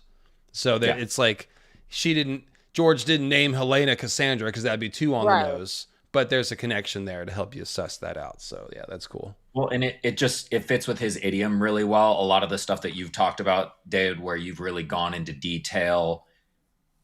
Obviously, you're big into Morningstar mythology. It's kind of like your main thing. But in Greek mythology, that skews feminine. So the morning star is Venus, and it goes to Ishtar and Astarte too, which is where Aphrodite and Venus came from. But there is precedent for a female morning star, even star idea. And so when you talk about Helen, this is something that you brought up, is that Helen is like the avatar of Aphrodite on Earth. She plays the same role. Mhm. And really, Aphrodite and Helen are the two people who, in a patriarchal society, are going to get blamed the most for the Trojan War. And Yeah. really, it's only Aphrodite who was the worst. Helen did nothing. She's a victim. At all. She But, just woke up with her hair. But yeah, her being this morning star figure, this dreamer. The dreamer is the even star aspect of that. So it's just like it all fits very well because she's both Helena, and then the Cassandra aspect is obvious. Like that has been thrown in our face. So those The two word coming from Helen the- means like shining, doesn't it, or something like that? Yeah, yeah.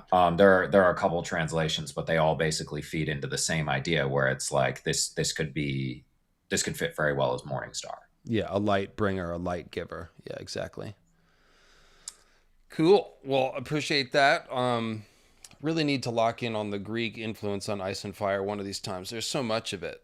It's it's almost daunting. And so, Well, I okay, did go. all for Dune recently, so I'm steeped in it right now. But So Tessarion is a good looking dragon here. We can take a minute to say that. The Cobalt dragon. I'm happy with the color. this is the smut we need. It is. Thank you, Sean. And so we see, a lot of Hightower army stuff.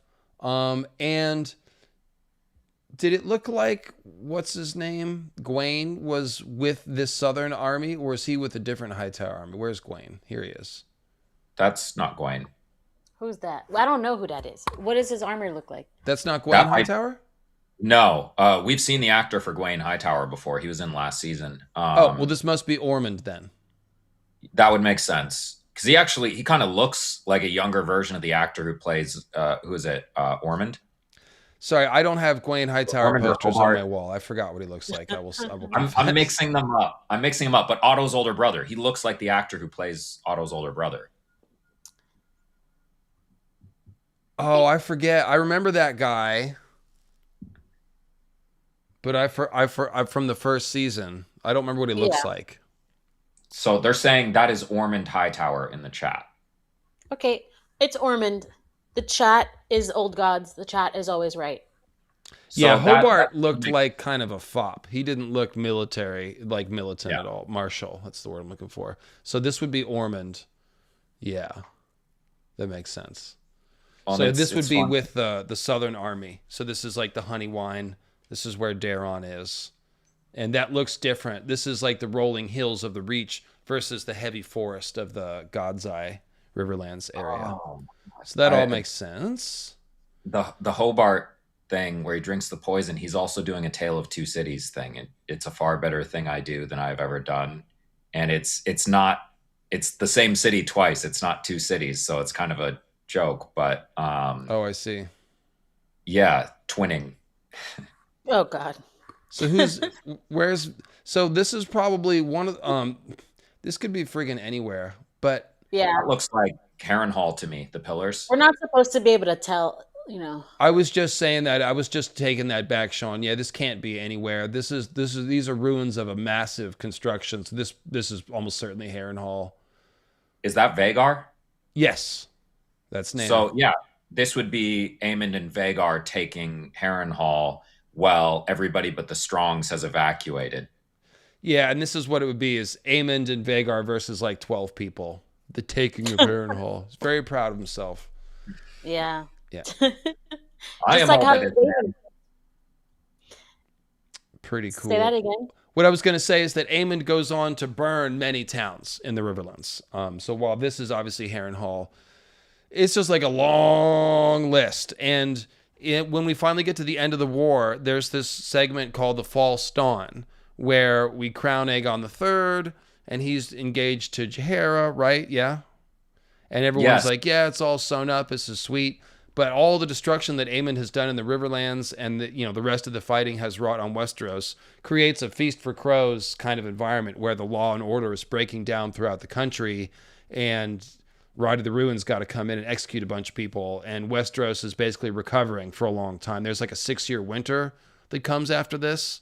So yeah, it leaves all the damage that Aemon does in the Riverlands is very long lasting, because this is the last harvest that people would have had stored up before this winter that comes and all that. So It's also mirroring a more modern civil war, Robert's Rebellion, where you talk about like that's the false dawn. We talk about the right before Robert's Rebellion started, the false spring, yeah, where it started getting warmer and then winter hit again. And that's kind of like I relate that to the long night, and then a dawn happens, and then they spoke too soon. So it's kind of like we keep seeing this this motif played again every time. So I'm interested to see how that kind of plays out in live time, because you cannot get the feel of it from a history. true. Yeah. Yep. We will see. And it is, of course, Cregan Stark in the Hour of the Wolf, not Ride of the Ruin. I just misspoke. I don't need to reread the wiki. I reread actual Fire and Blood last night. I just misspoke. People, yeah, it's okay. Like, Jesus. Here- But yes, thank you for correcting me, though. It is, in fact, Cregan Stark with the Hour of the Wolf, obviously. Ride of the Ruin dies at Second Tumbleton after killing a few notable people. right. including He's the Ormond one-armed thing. He's the one-armed man. Yeah, I love it. So where's my nemesis, Alice? Where do we And think she is? Well, I Rhaenyra hate is her. looking for her in the flames, but can't find her. No, but this Rhaenyra gazing into the flames mystically, like my thoughts go back to like Helena and Rhaenyra's interaction with Helena in King's Landing. Something Helena saying really shaking Rhaenyra to the core. I just feel like this is going to happen. It also really looks like Daenerys, right? I know we're supposed to temper how much we see Rhaenyra in Daenerys or other way around, but like that is a Targaryen female, ruler queen here who's looking into the flames. I see Daenerys. Yep, they are all reflections of Daenerys in the fact that like all of House Targaryen is world building for Daenerys. She's the Yeah. main character that George wrote. Everything else is echoes and permutations and backstory for her. So there's definitely a lot of parallels. There's no doubt. But wait, what about what I said about Alice Rivers? Anything about her? Oh. She's not shown. She's not shown in the trailer. Oh. But if Aemon is, yeah, I thought you were talking about Allison. I thought you meant Alicent No, too. Yeah. Yeah, no. no, Alice that makes more Rivers. sense. If Aemon is burning Harrenhal, where is she? She's not What in do you the guys? trailer, is she? No, So she's not. he hasn't made her new mommy yet. That's what I'm saying. Like, does she run away, or do you think they're gonna do what the book did and have them hook up? They might not. Maybe the show's like, we don't want to see them I think they're together. just saving it. No, I Okay. think they'll do stuff because the whole point, I think what they're doing with Alice Rivers being more involved with Daemon and Aemond is they're just setting up this whole God's Eye conflict. You know, whatever version they're going to do with that, they're going to show us that Alice Rivers has like orchestrated it somehow, you know. So makes you wonder about Daemon surviving or something more mysterious happening there. Well, and Damon's his uncle, so there's that whole creepy, dynamic with the three of them in sort of a love triangle. Sharing. Yeah. Yeah. Aemon just likes Damon's leftovers. It's fine. I think that Stepfather, what we'll are you see is doing? like Alice Rivers is this witch and an avatar of the old gods who is meddling with House Targaryen. And so one member comes along, another member comes along. This is all about the old gods' agenda. I'm really curious to see what that agenda is. Are they just trying to kill these dragon lords? Are they trying to make sure Rhaenyra's line survives because Prince that was promised? You know? And then they've also showed us Helena peeping in on the Weirwood dreamscape. So there definitely could be more dreamscape communication. And no, Nettles is not in this season. Only our Nettles. Only our Nettles. Only one Nettles survives. I'm the real Nettles forever. Well, you're just still waiting for that call. You're supposed to come in and film your scenes any week now. Any day now. No, there's going to be a movie made in 10 years that's going to be done like maybe more book accurate, and I'll be there. I'll get a facelift. It's fine. And I'll be an extra. So I'm not really sure what battle this would be that Daemon is involved in. He's not in any of these battles, actually. Who's not? Daemon? Daemon. The taking of King's Landing isn't really a battle. Yeah, plus look, there's a whole forest in the background. That's not, unless they're outside the walls of King's Landing, which is still kind of hard to believe that the forest would get that close. No, he lands inside the city walls on his dragons, so I'm not sure what this would be. Maybe he's involved in the Red Fork battle, but I don't. No. They could put him this is the show. He has a dragon. He could be anywhere. Hey, maybe we're still in his acid trip. You never know. They're not going to let a whole season go by without Daemon fighting or killing somebody. So yeah, that's easy to understand. I would guess it would have to be the Red Fork, but like the Lannister army ultimately crosses the river. So what, does Daemon like leave in the middle of the battle or something? If he has to if he hears King's Landing is freeing up for grabs, he'll leave anything that he's up to. That would be wild if it'd be more Daemon character assassination. Yeah, he was at the battle and they were winning, and then he left and then they lost. Why Brutal. not? We'll see. This is obviously more Corlys with the battle of not the battle of the gullet. Yeah, the gullet. They're all looking down in the water. It looks like somebody important has maybe fallen into the water. We see that later. Somebody falling into the water. Maybe Viserys. Well, Alan is there too. Corlys' son. Where was that? Right here. So this is somebody, a Valerian man, falling into the sea in armor. That's not good. It doesn't look like there's no dreads, so that's not Corlys. So yeah, my guess is that's Alan, and that Corlys is looking for him in this other scene. But he'll be all right. We're not going to kill any black people. So there's Alan. So yeah, I think that's who falls in. He doesn't die though. He's plot armor still. So yeah, he's good. Yep. But it is nice to point out that for the Valyrians, the Battle of the Gullet and then the subsequent sack that's going to happen later on is what bankrupts their house. Like George doesn't No one talks about them ever again. Um, Yeah, so that is the other part of the gullet that I forgot to mention. Thank you for bringing that up. They do not attack Dragonstone because it is heavily fortified, and instead they viciously sack Spicetown and High Tide. High Tide is the fancy new place that Corlys just built with all his treasures that we've seen. That place is going to get toasted. Spicetown is never rebuilt. It's destroyed so thoroughly. So this is a huge hit to Corlys. And the Triarchy essentially is reduced by 2/3 their fleet, 90 ships, 28 survived to limp home. So they do not break the blockade. They decimate the Velaryons, but they ultimately kind of lose. And so when Rhaenyra takes King's Landing, the remnants of the Velaryon fleet do sail into King's Landing and help her take the city. But after suffering heavy losses. So yeah. Okay, going back a little bit here. We've got Kristen Cole. This is probably Vagar's foot. And so this is more Kristen Cole just like wondering about the teamwork. Like, where is Aemond? Why isn't he why isn't he with us?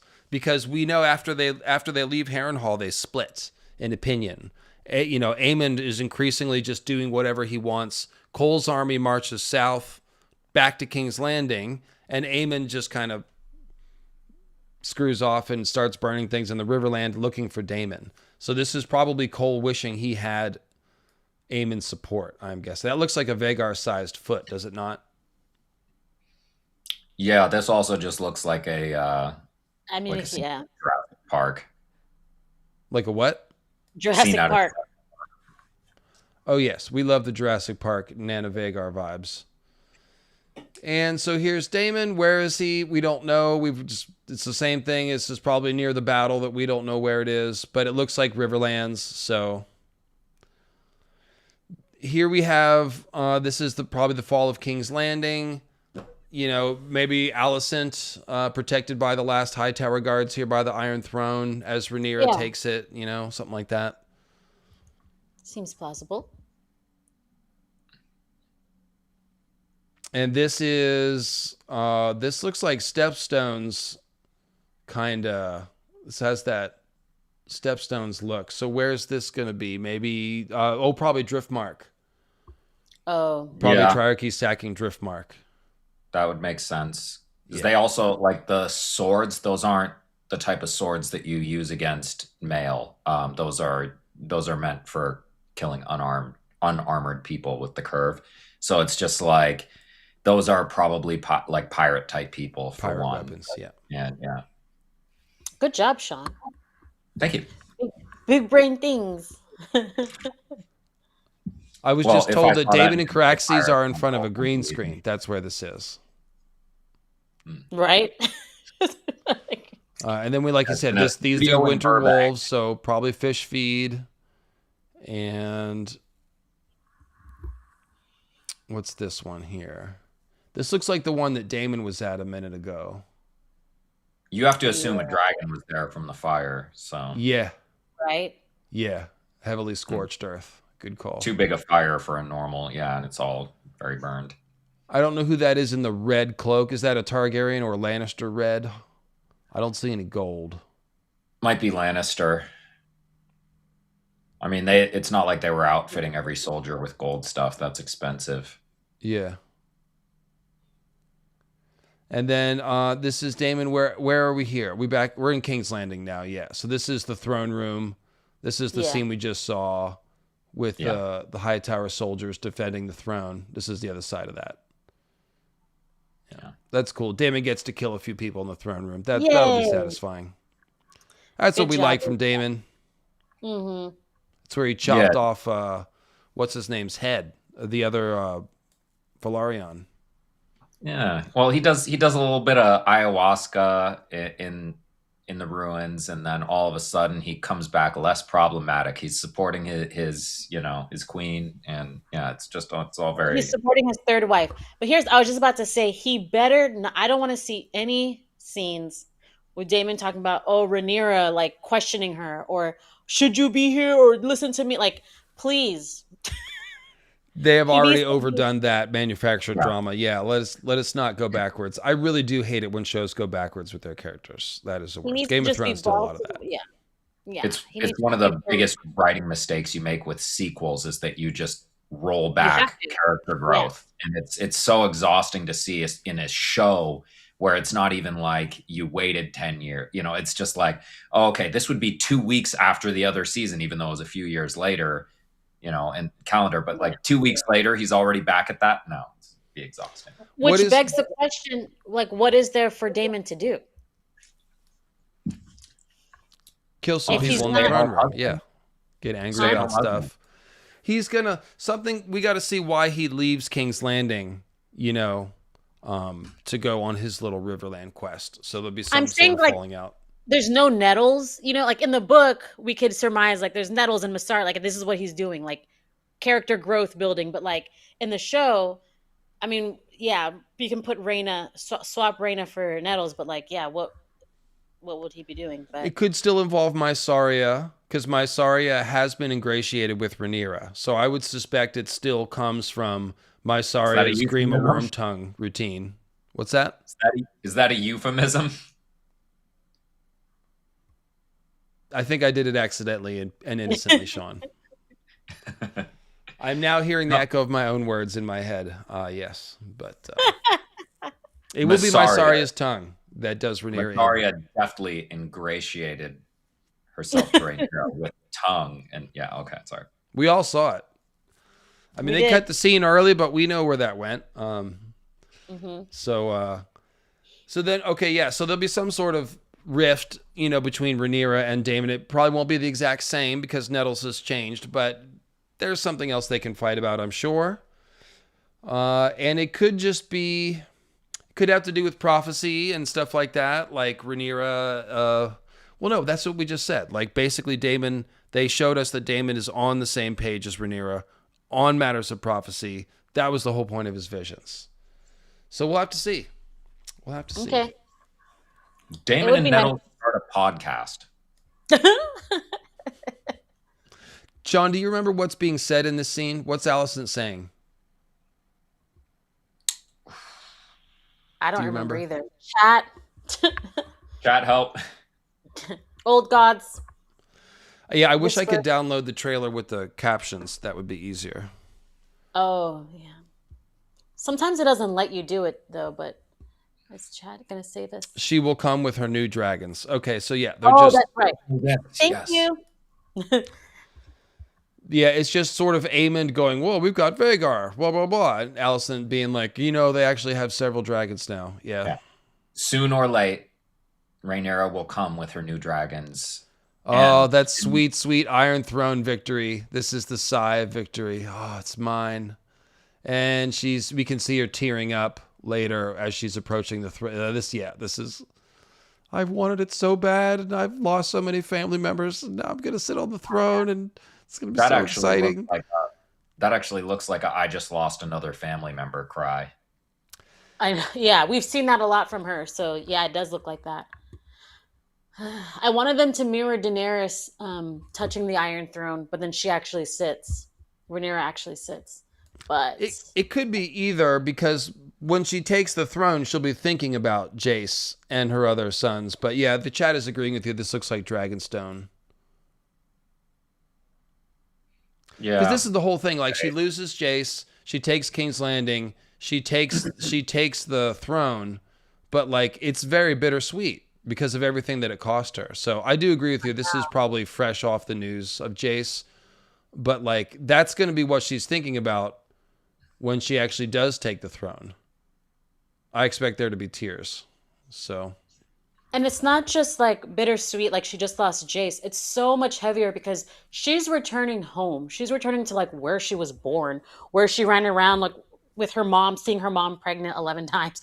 But like, it's not just like taking the throne. Like, no, she grew up here and now you're returning to a home that you do not recognize.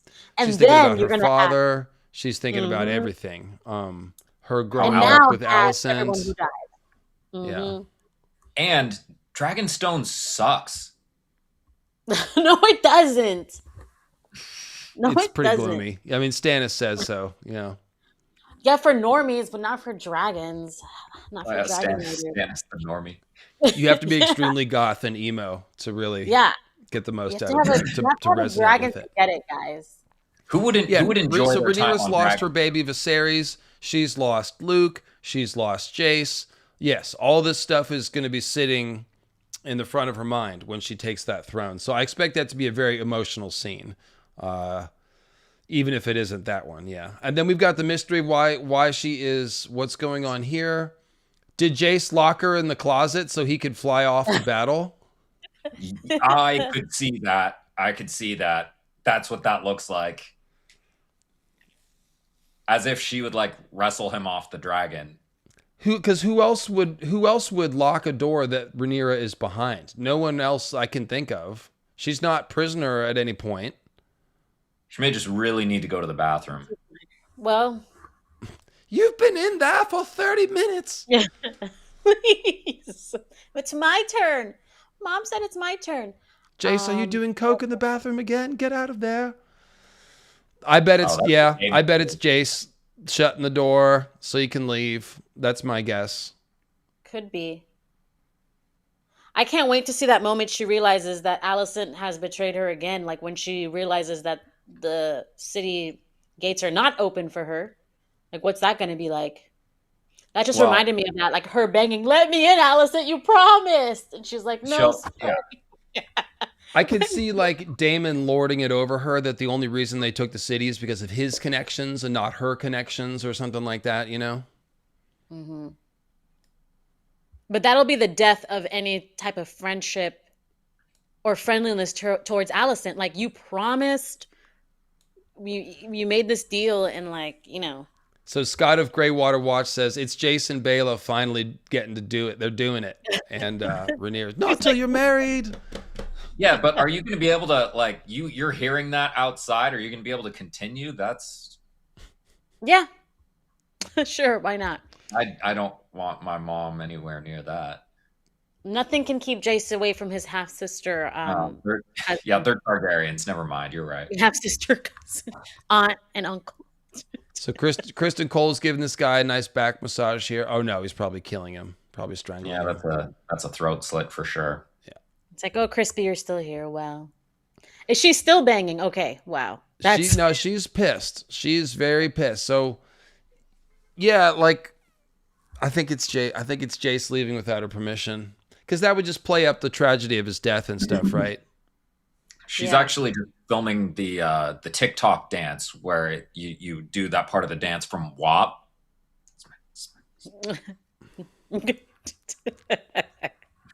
Is it the crybaby, standing up crybaby? Or, yeah. Look at Aegon's gnarly makeup, dude. That's pretty crazy. Oof. He looks like an other, is what he looks like. Those deep blue eyes. I mean, he got roasted in Dragonfire in his armor. Like, that's not good. No. He's also hungry now. He's been on the run and he's not eating his dumpling and his duck. What has he been eating? Larys can't cook. I hope that the hood life continues to choose him because that is grisly. He's hungry, he's weak, and he doesn't have any of the luxuries that you need to recover from his serious everything. It's not just the burns, there's broken bones. That leg, Well, he was laid up. Yeah, he was in traction there in the Red Keep for a minute. So what is he looking up at? He's either on the ground just looking up at someone standing right in front of him, or he's looking at a dragon. But we don't know which battle he's getting mixed up in. So hard to say. If he was be most chilling if he was seeing Aemond and Vhagar. Oh God, PTSD. Wondering if he's gonna die. Yeah. And he could just be seeing the dragon fly by. This could just be trying to trick us into something, thinking that it's like, a battle, but it's just. I don't think that the dragon would be seeing him, but just him trying to scurry around the battle, and he saw Aemond and Vhagar. It would just be such a role reversal because, like, he's now this refugee, okay, trying to stay hidden, and there's Aemond flying on his dragon above the battlefield like a king. So it'd be interesting sort of juxtaposition there. He's Yeah. also kneeling and looking up, which gives me the religious overtones that he may have also gotten his own nun secret mission where he's going somewhere important to pray at somebody. So somebody's saying he's not getting caught up in a battle. His carriage is getting attacked. Well, I'm judging by the amount of people laying around. Like, yeah, I guess Yeah. it's not. That might not be a whole battle. That could just be like 10 people attacking the carriage. To be So honest, I initially thought it was something like Jamie and Brienne coming up on like the bridge, like just having to kill people who have recognized Aegon, like, hey, that's the king, and they have to kill them because they're gonna, go tell everybody where he is. But then I thought that that's kind of a lot of bodies, so it's hard to tell. I don't know. yeah, like the two of them managed to kill all those people, a couple of cripples. Yeah, It could be Larry. that they've added some guards on the way, but yeah, that's it. That's why I was thinking it was a wider conflict. But I could have been confused by all these shots coming, rapidly together. You just assume this is a battle too. It might not be. It could just be a Yeah, small group of bandits. yeah. Yeah. The bandits kind of seem more like a plausible thing, to be honest. But I mean, he is hoofing it across Westeros in the middle of a war. Like Yeah, him running into a battle's not. Well, in the way that I kind of think of it is, after in the books when Sunfire got injured, is they were kind of stuck on that beach for a while. And like you said, you were talking about the Crackclaw Point guys trying to come up and pacify the dragon and getting killed and stuff. That could be kind of what we're seeing there because that wasn't included in the show. In the show, they were in that clearing when they landed in Oh, the maybe he's forest. seeing Sunfire flying above somewhere. Yeah. That would be interesting too. So, Like, look at him. could He's be. still alive, kind of gimping through the sky. and yes, you can see the wagon on the left, where right here. You can see the steps of the wagon. Oh, okay. So that is his carriage or something that he's in. Like the crappiest possible version of the Pearl Emperor being carried around in a palanquin. This looks like he's looking up in the sky as No, yeah, opposed his to a neck. person just standing in front of him. I think, yeah, he must be seeing a dragon. And nobody's that tall. Come on. Well, I know a hedge knight, but he's not around here. So, yeah, I would say, yeah, he could be, because we don't know where he is. He's anywhere between King's Landing and Dragonstone. So he could be seeing Sunfire. He could be seeing Aemond flying to Harrenhal. Either one of those things could work, yeah. Caraxes, yeah. Could be Caraxes. Be more emotionally impactful if it was Sunfire or Vagar. Yeah. But, and Or this it is could be- obviously Corlys seeing that dragons have come to help him. Or maybe he's looking at a flying fireball that's headed. He looks upset. Scared. Could just be Goddamn excited. fantastic hair, if nothing else. Has he seen Adam riding his dead son's dragon?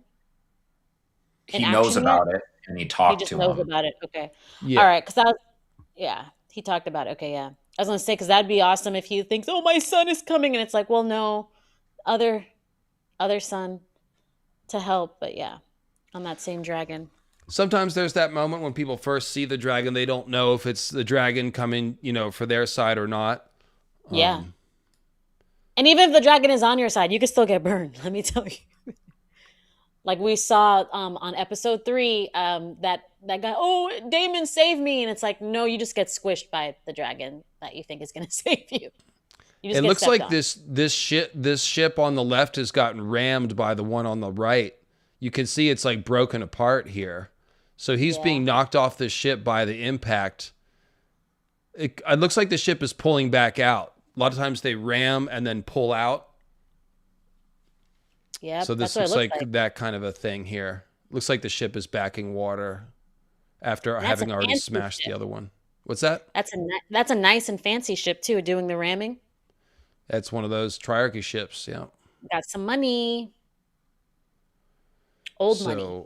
So this person's gonna have to get out of their armor real quick. Or they're gonna be drowning.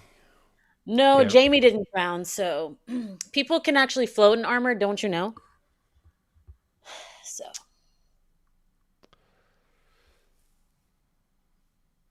What is Allison looking at here? Maybe that Kingsguard getting killed. Like she's on her little skullduggery mission and something horrible happens and she's like, oh my God. This Yeah. looks like a surprised face, not just seeing Yeah. like Rhaenyra's forces. Like she's something horrible has just happened. That looks like a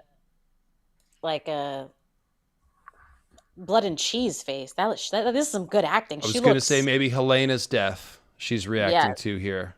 this looks I bad. would assume so. Helena, unless they change the timeline a lot, Helena dies after all the battles when they're being occupied in King's Landing. So, When does like, Helena die? It's soon after Rhaenyra takes the city because she gets blamed Yeah, for it, kind of. Yeah. yeah.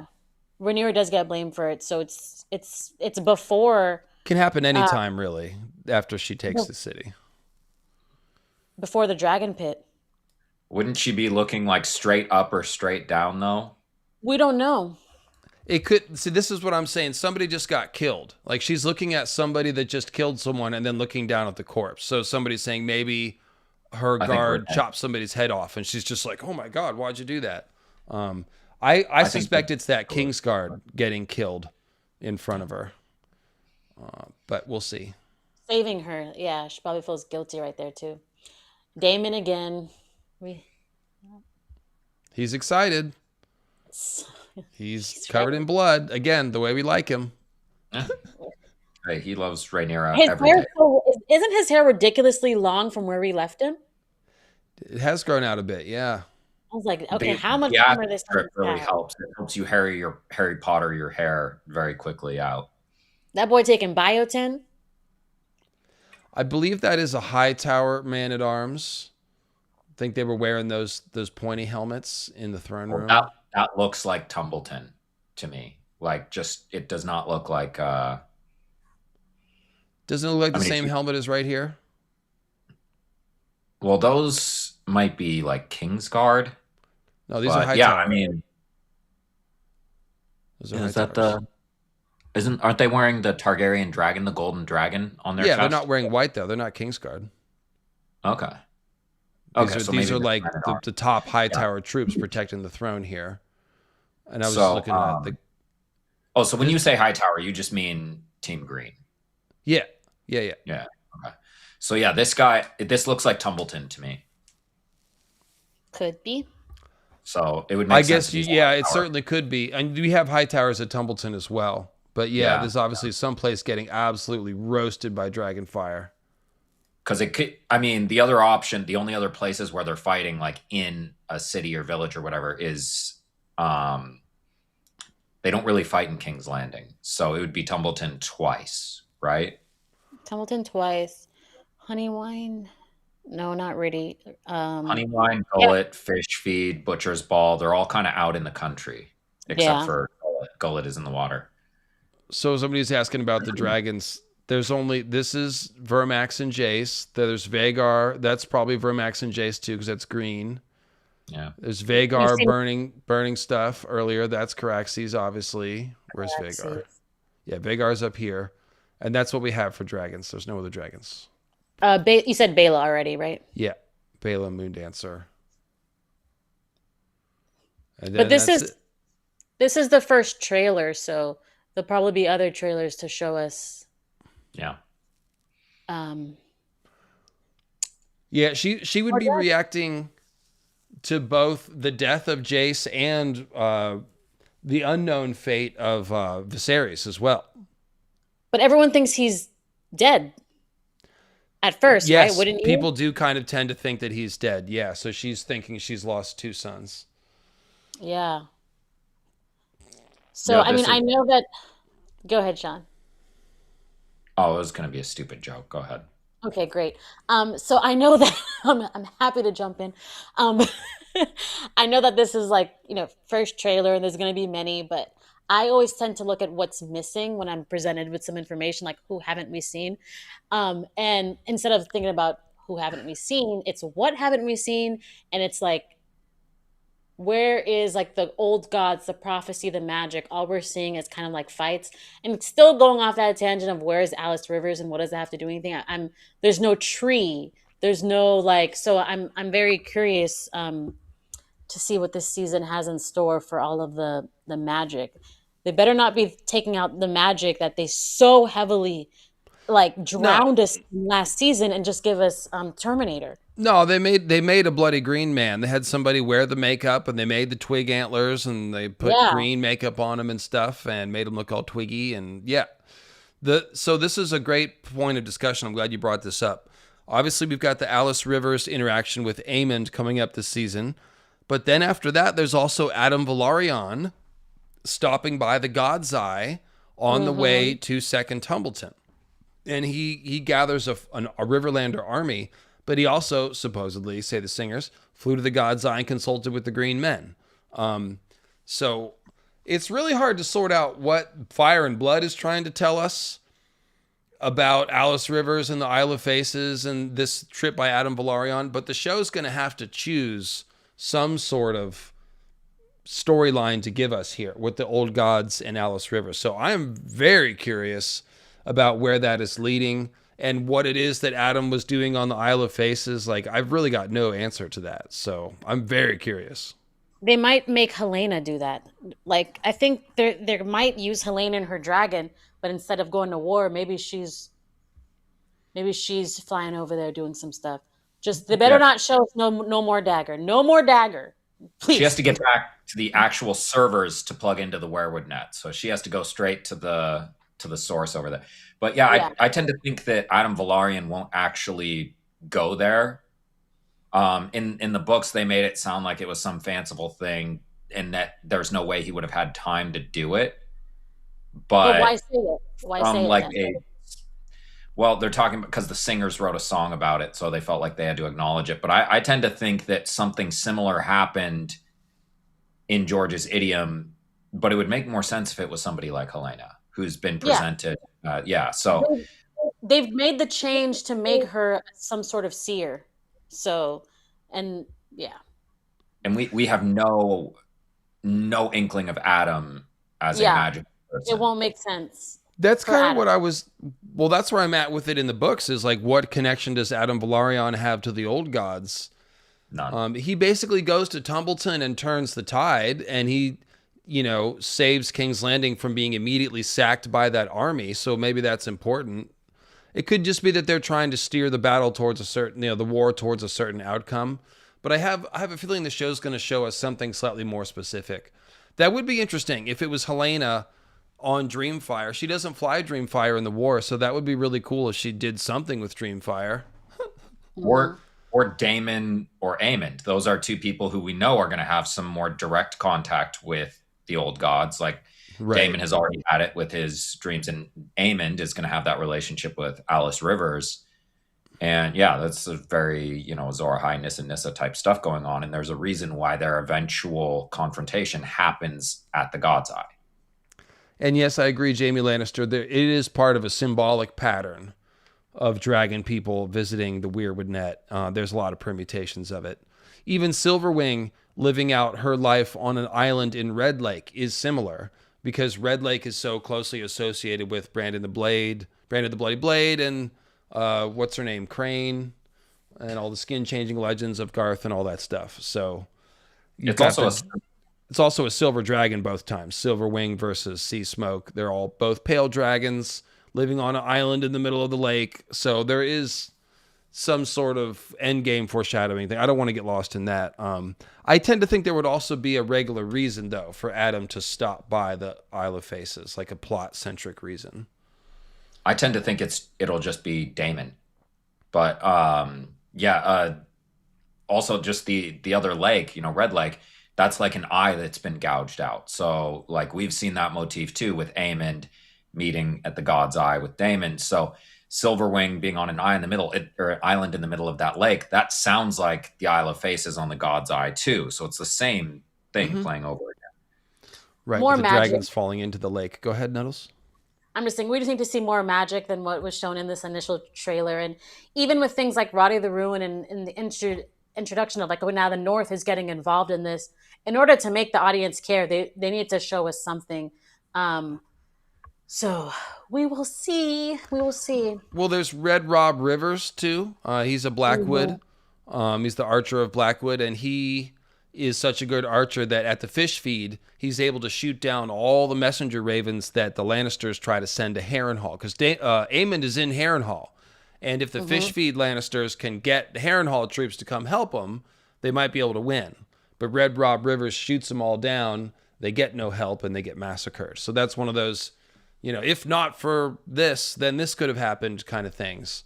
So, well, you're saying an archer named Rob in the woods is really good at shooting his bow and arrow.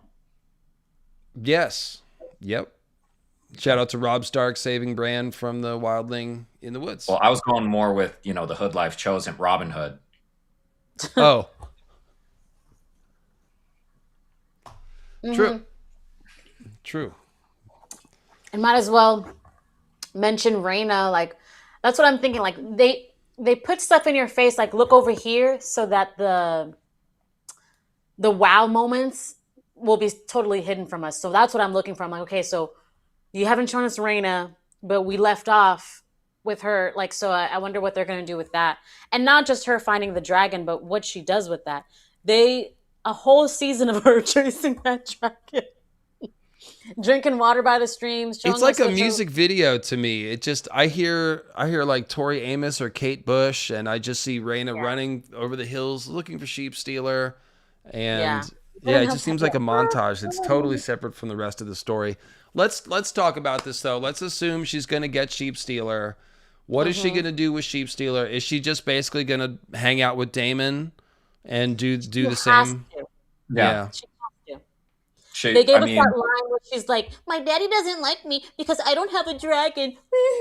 So now we have to give her a dragon so her daddy can like her.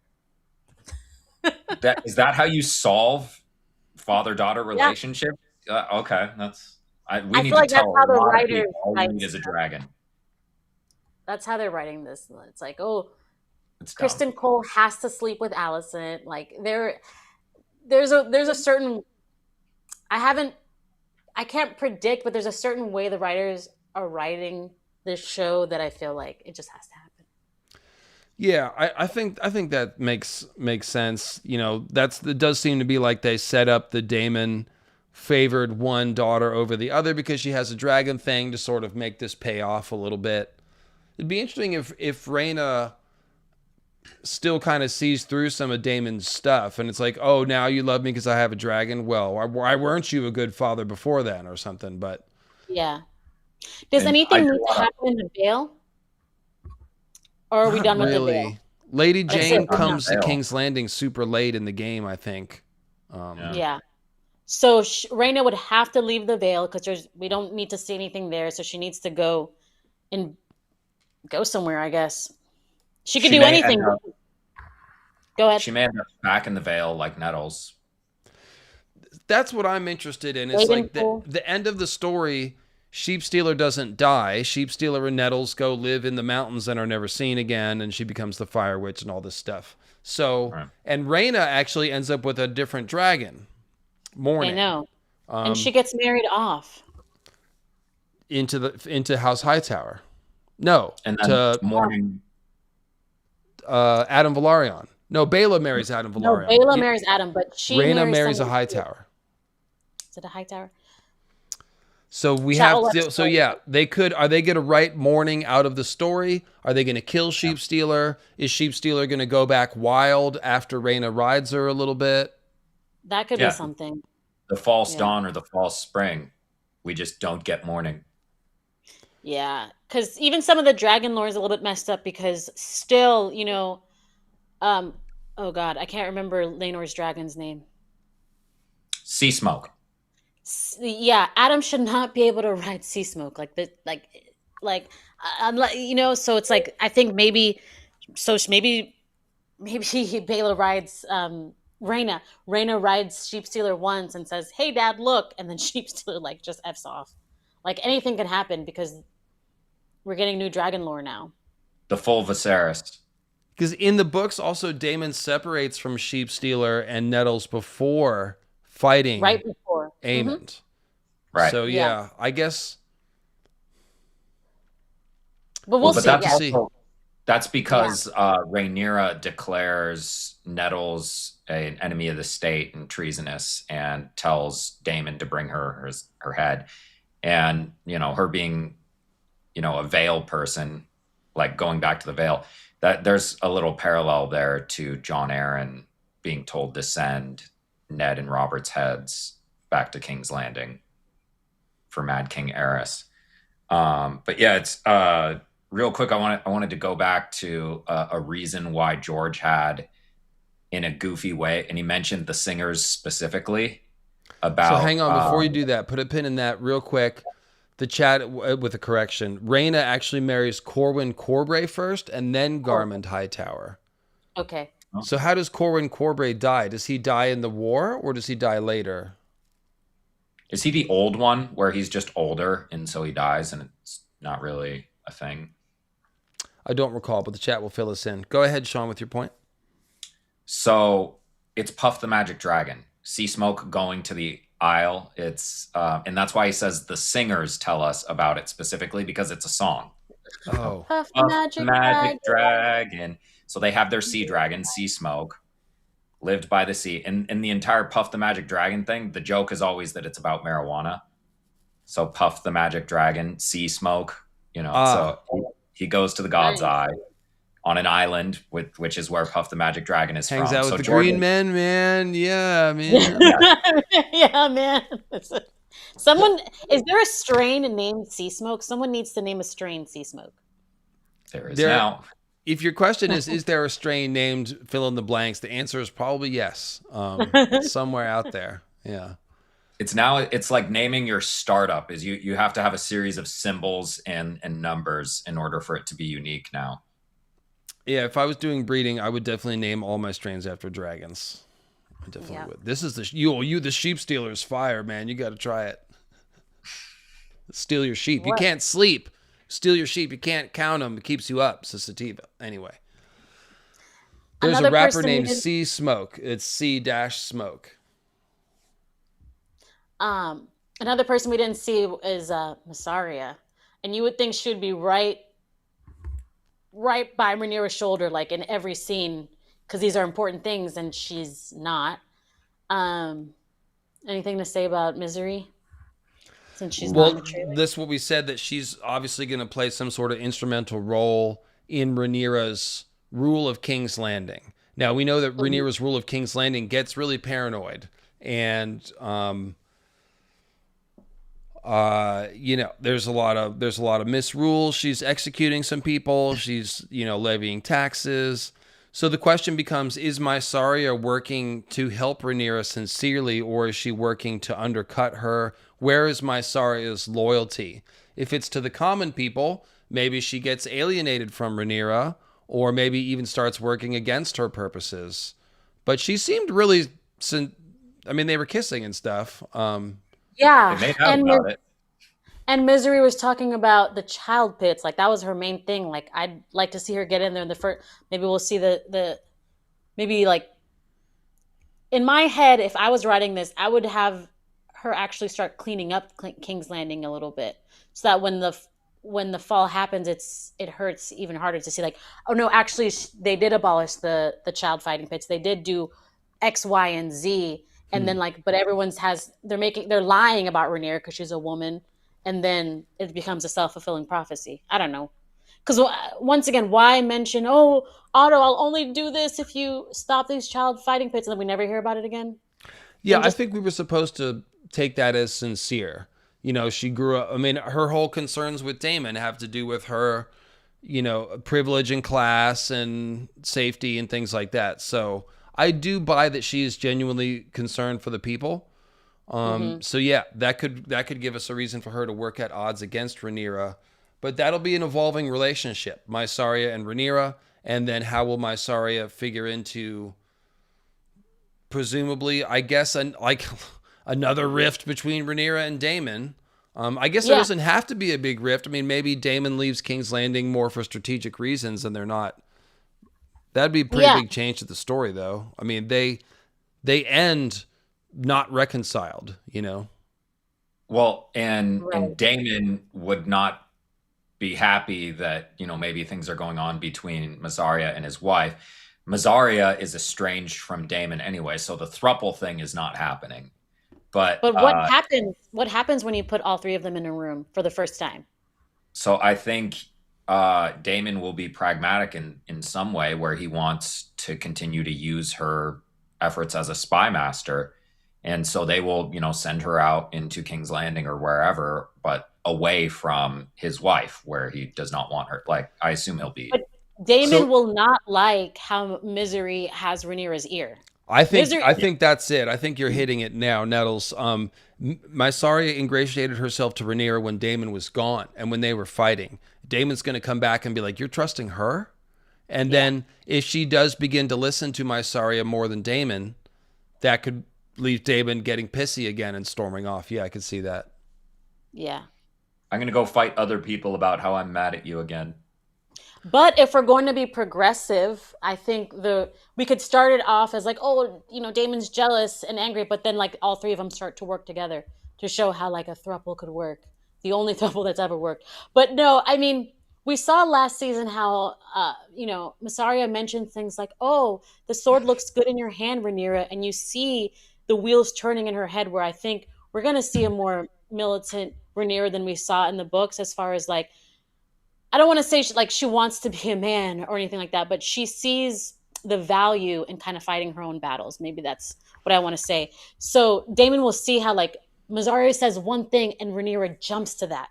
Like, Yeah, I think that makes sense. Damon is very jealous, and this would kind of make sense. So he's gotten on the same page with Rhaenyra. He sees the visions. He understands how important it all is. So he's loyal to Rhaenyra. But now Rhaenyra is listening to somebody else.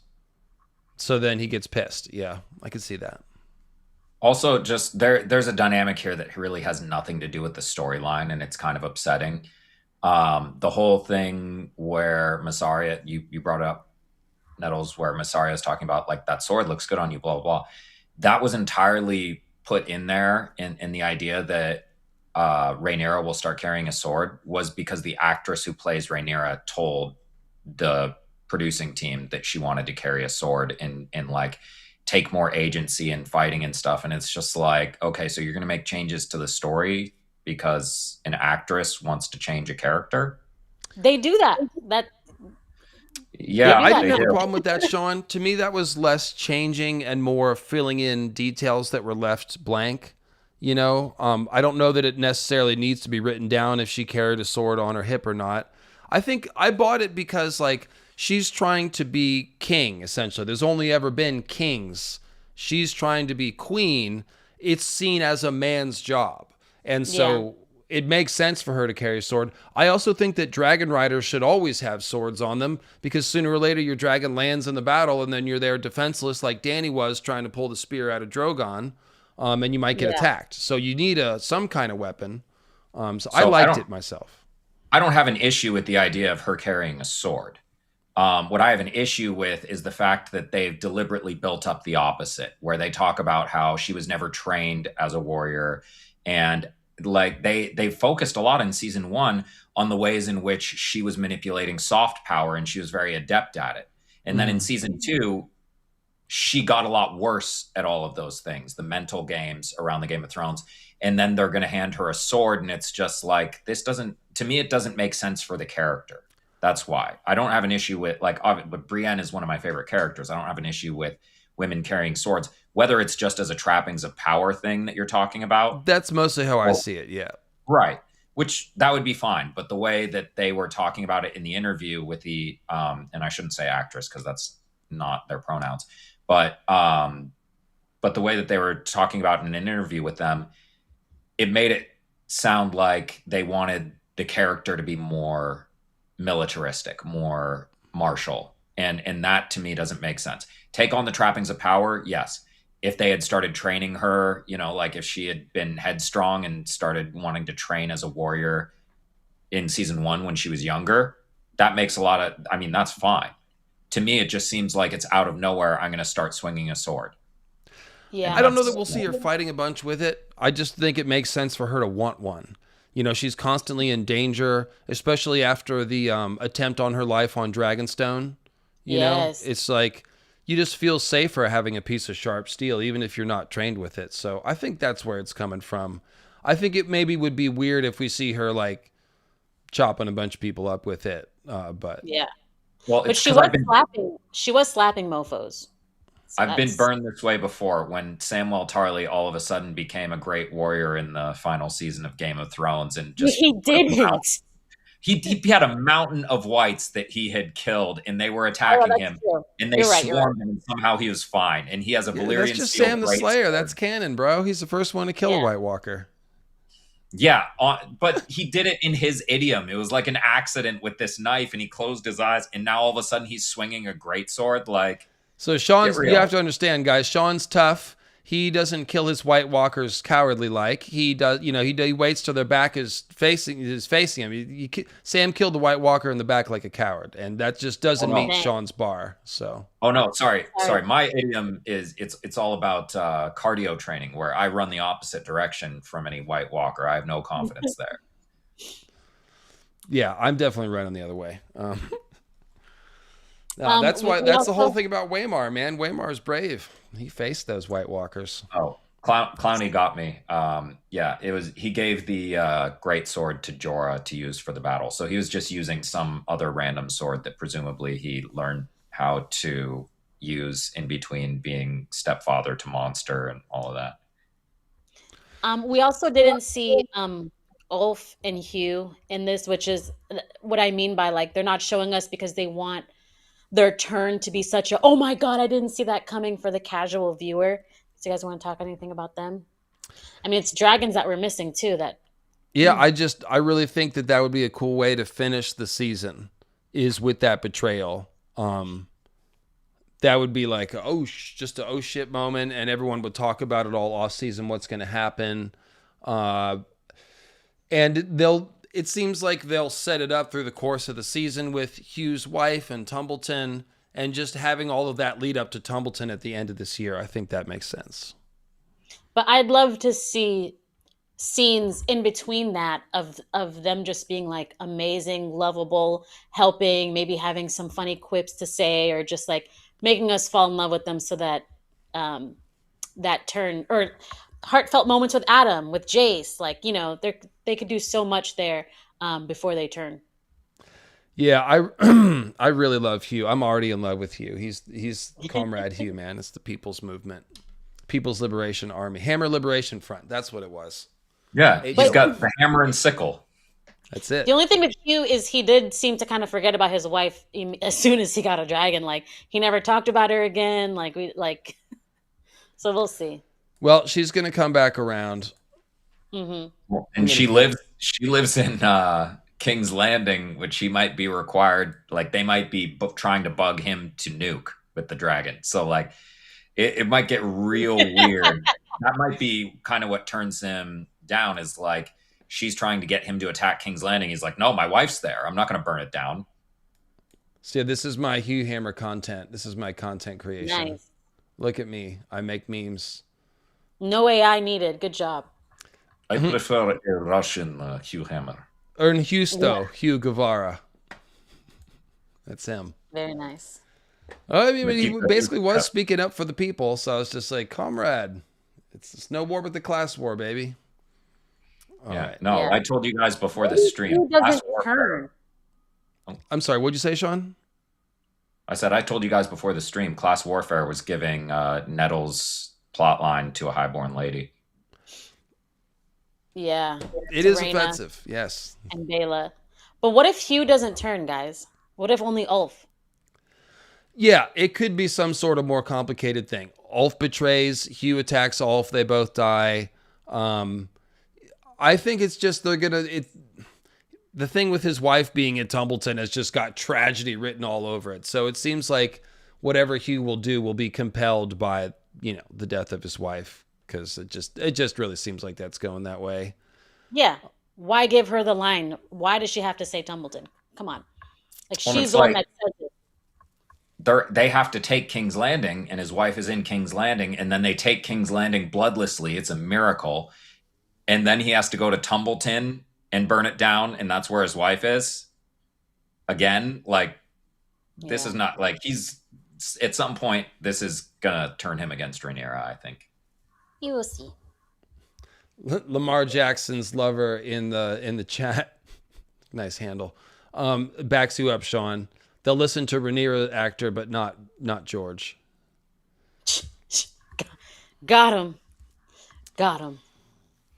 Burn. Well, we'll have to see. Obviously, with the rift between George and Ryan does increasingly own whatever we see on screen. But, like I said, there's a lot of good battles they've got to cook with here. So I think this will be a good season, probably better than last season. Yeah. They just don't have as much time to do dumb BS, Well, I was really, really critical, but I love the job that the actress or that they're doing on Rhaenyra. Like, it's a fantastic portrayal. Yeah, Emma Darcy is incredible. I'm a big fan. Definitely a fan. The actors always kill it. That's why I always point it back to the writing. I never, it's always. But that's it. Like when they gave Emma good lines to cook with, they cooked. And when there was some dumb stuff going on, it was just like, why are we wasting everyone's time? But yeah, whoever's casting across all the universe of A Song of Ice and Fire is always like amazing. But I honestly, I know I always say like tongue-in-cheek things and like I've said stuff about the past 2 seasons, but I'm very hopeful about season 3 because like I don't see how they could go wrong. Like it would be very hard to mess this up with even just what they've shown us in this trailer. So no matter what bad things I say, I'm looking forward to this. Well, and like you said earlier, we'll be entertained either way. Yes. Oh, and we'll be watching. Yeah, I'm going down with the ship of A Song of Ice and Fire. Whatever content, cartoons, movies, shows, whatever it is, I'm watching. Yeah. I mean, loved season 1, season 2. I had real issues with, but then they announced Dunk and Egg, and I was ready to be hurt again, and I wasn't. I love Dunk and Egg, so now we're moving on to season 3. It's fine. Like I'm fetal again. I'm ready to be hurt. I've forgotten everything that I know. I'm ready for them to do a good job with it. I think, the first season, a lot of it was so close and it felt so much more like Westeros than Game of Thrones did that it kind of gave us this feeling of like, oh, finally, a show that gets it right. And then in season 2, as they've sort of started to do their own thing, it's like, oh, this feels more like Game of Thrones. At this point, I've sort of adjusted to it, kind of. Like, I'm expecting it to be different. I'm expecting there to be more Rhaenyra Alicent, stuff that's a little contrived or whatever. Yeah. But I think this season will probably be better than last season. And I also think that last season would have been judged better if it had ended with the gullet instead of petering out 2 episodes short of where it was meant to. So, yeah. It's like every season finale is one of Rhaenyra's sons dying. Well, Rhaenyra has a lot of sons, and almost all of them die, so that's how that goes. Yeah, but they're clumping them up now. You can't space them out into 2 seasons when 2 of them die in the gullet. Like, we're running out of sons here. We will see. Well, that is a problem in Westeros, I've heard. You run out of sun.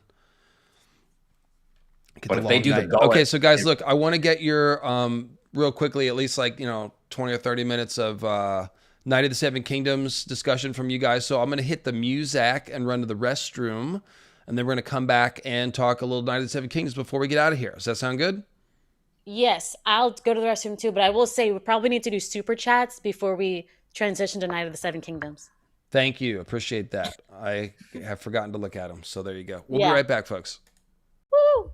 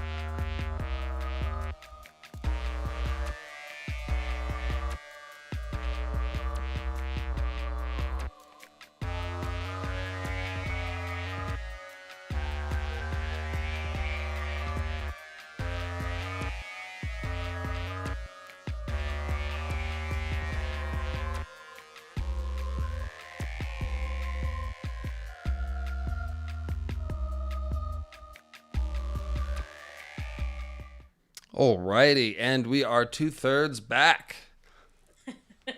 Sean getting embarrassed. The mother on the stream gets back quicker than Sean Sean's was just doing a number bloody dog 2. mom. I got attacked on the toilet trying to go to the bathroom by my dog. I can smell that from over here, Sean. We know what you were doing. It was number 1 because I got 4 drinks over here. I always have to have my drinky drinks for the stream. Sean, did you wash your hands? All right, so we do appreciate y'all with kids and pets and things making time for us on this lovely Sunday afternoon to be with us. So let's get this hot dragon stuff off the screen, and I'll pull up some Night of the Seven Kingdoms pictures. And what did you guys think? Nettles, I'll go with you first. Overall take, and then take it any direction you want. Do you want to do super chats just in case they were yes stuff about Hot D? Thank you. My brain is like a sieve. Nice to see you again. Free Daddy Mozart says of Nettles. We answered these. Oh, you did? Okay. Oh, there were just the 2. Okay. Okay, that was still probably the right move to check it out, but yeah. There you go. Well, if you have any questions you would like to see us answer and you would like to direct the conversation, then you can do that with a super chat. Yes. But yeah, go ahead, Nettles. What did you think of the season? Night of the Seven Kingdoms. I mean, I think we're all just going to be saying the same thing, which is that it was great. Like I mean, you know what? My expectations were low, so I think that's why it was so great when your expectations are so low. But no, my only complaint is that it was too short. But I understand that maybe that's why it was so great. Only 6 episodes, only 30 to 40 minutes. There's no fluff or filler, It was just like good writing, meat and bones. So no, I loved it. 9 out of 10. I thought the flashbacks were really cool. A good way to flesh things out. How did you feel about that? I loved them. So a lot of people were complaining about episode 5, that they said that the flashbacks were jarring, where they just wanted to see a fight because they've been waiting for a fight for the entire season, which I get, valid. But I've seen enough fights in cinema and shows to last a lifetime. I'm a Walking Dead fan.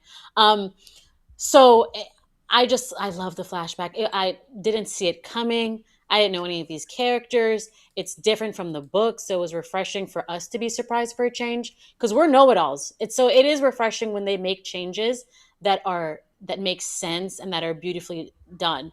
So I love the flashbacks.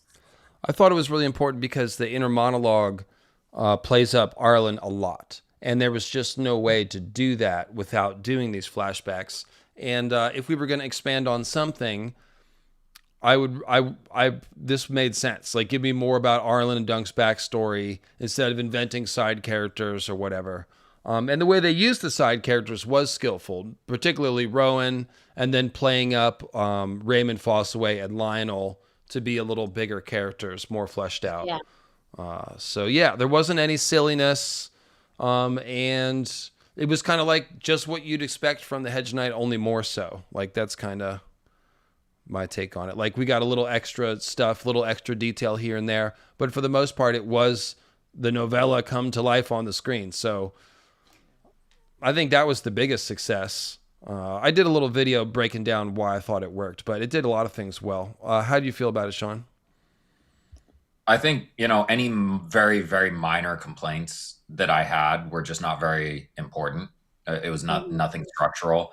And everything that was added still felt like Dunk and Egg. It had the same vibe as the novella.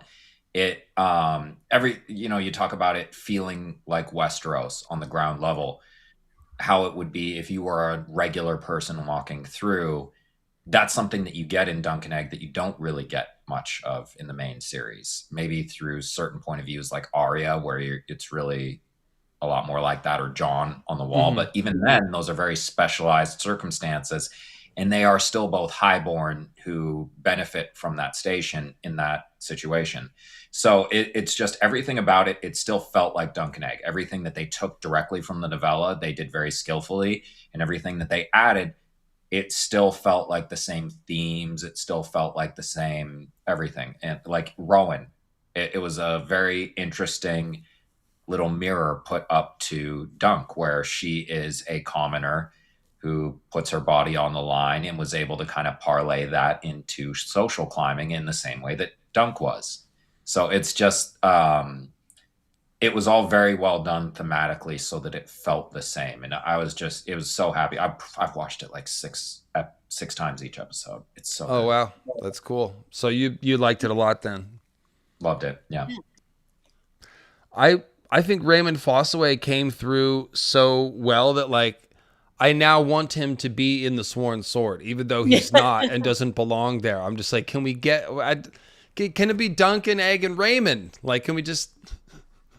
But we'll see him again because he ends up becoming the lord of a major house. Like the Green Apple Fossaways become a legitimate house, and that almost certainly happens during Egg's kingship, just because, you know, if you're elevating people, that's somebody you know and somebody you know you can trust, and so that's somebody that you would, you know, Somebody who hates Targaryens.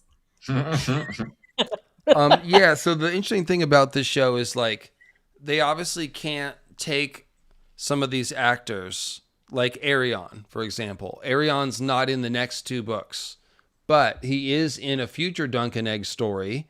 We know that they fight together against a Blackfire rebellion, and Dunk goes over to Essos and takes service with some free company while Aerion is over there. So, like, will they bring back that actor in a couple of seasons, depending on when his time is free? Same thing with Raymond Fossaway. Like, can they manage to snag the actor for season 4 or 5 and have him come back? Some of them, it probably will happen, and we'll see these people come back, actors we haven't seen in years.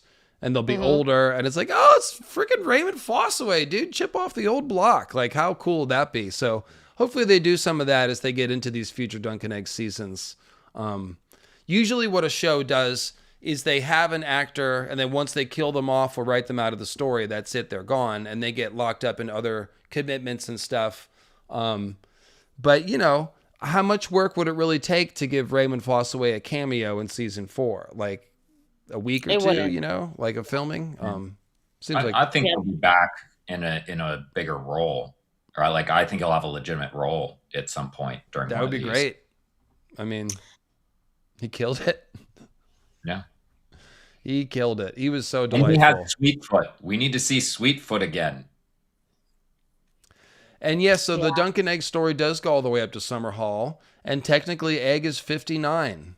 So this is in 50 years' time from the Hedge Knight to Summerhall. We've talked about this before, but they could definitely compress that timeline for the show. They could take Dexter into the young adult years and then recast at a certain point. Yeah. So they've talked about how Ira Parker talked about how he wanted to do it, and he wants to do the 3 novellas, the 3 seasons with the current cast, and then kind of move forward 10 years. So, and he's been given the manuscripts for all of the Dunk and Eggs. So it's, you know, you would assume that the next, like the 4th novella would be more in the future. So we're now coming into like maybe the next Blackfire Rebellion or something. Maybe the She-Wolves of Winterfell first. Yeah. You think they would recast Dunk though? That'd be crazy. No. Okay, I was about to say. You can age up adults. You can age up adults, but and they're all kind of too old to begin with, so it's fine. But if they're doing every other year with a season, by the time they were filming season 4, Dexter's going to be like 16. So, yeah, I was thinking maybe they could hang on to him a little bit longer than season 3 to have him do his young adult life. But at some point they would have to recast and do a time jump in order to get to Summerhall, obviously, if not more than one. Yeah. You also got to hope, you know, that he's not a late bloomer like I was. Well, we got to see if he hits puberty like Bran's actor does, right? Like the Bran actor went from looking 9 to like 19 in 2 years. And the Yeah. actor that played Sweet Robin Yeah. Oh, yeah. A little bit. Yeah. completely changed. He completely changed. Yeah. He grew a So jawline. Look at like, that. who is this person? Uh, but yeah, I think we might even see like Raymond Fossway. Yeah, but I think we might see actors or characters like Makar in flashbacks when, like, if they show us Red Grass and show us what else, other historical scenes that he was in, or even maybe Egg remembers stuff that Makar said. So we'll see. That would be Very, funny if they recast, but then give us a flashback and they get Dexter back or something. But yeah, yeah, this is going to be an interesting show. They might do some innovative stuff. Normally shows resist recasting, and time jumps are another thing where like it's always dicey. It was dicey when they did it in season 1 of Hot Dragon, but I don't really see how they can avoid it. So yeah, it'll be yeah, interesting to see. yeah. I definitely look forward to growing with these actors, these characters. Speaking of casting, you guys have heard about Henry Cavill. I don't. So Is this just another dumb rumor, or is there any substance to it? no, I thought this one was for real. Did I get tricked? Did I So get you tricked by might have. AI again? It's hard to tell. It seemed like a legitimate rumor, but when they asked Peter Clafferty about it, he said, "Absolutely not. We'd know if Oh what's his name was man, in it." I had already been casting him in my head. I was like, he's gonna be Gerald Lannister. But They were dang, talking about him as Damon Blackfire. That's dumb. Obviously, Damon Blackfire's 20 years old and Henry Cavill's 45. What would be cool is if Henry Cavill played Sir Eustace Nettles. That was my idea. Wait, but what? Damon Blackfire wouldn't be 12 if he's got 7 sons and how many daughters, right? he's a 20. Okay, I said that wrong. How old is he during the time of the rebellion? He's Gotta be in 25.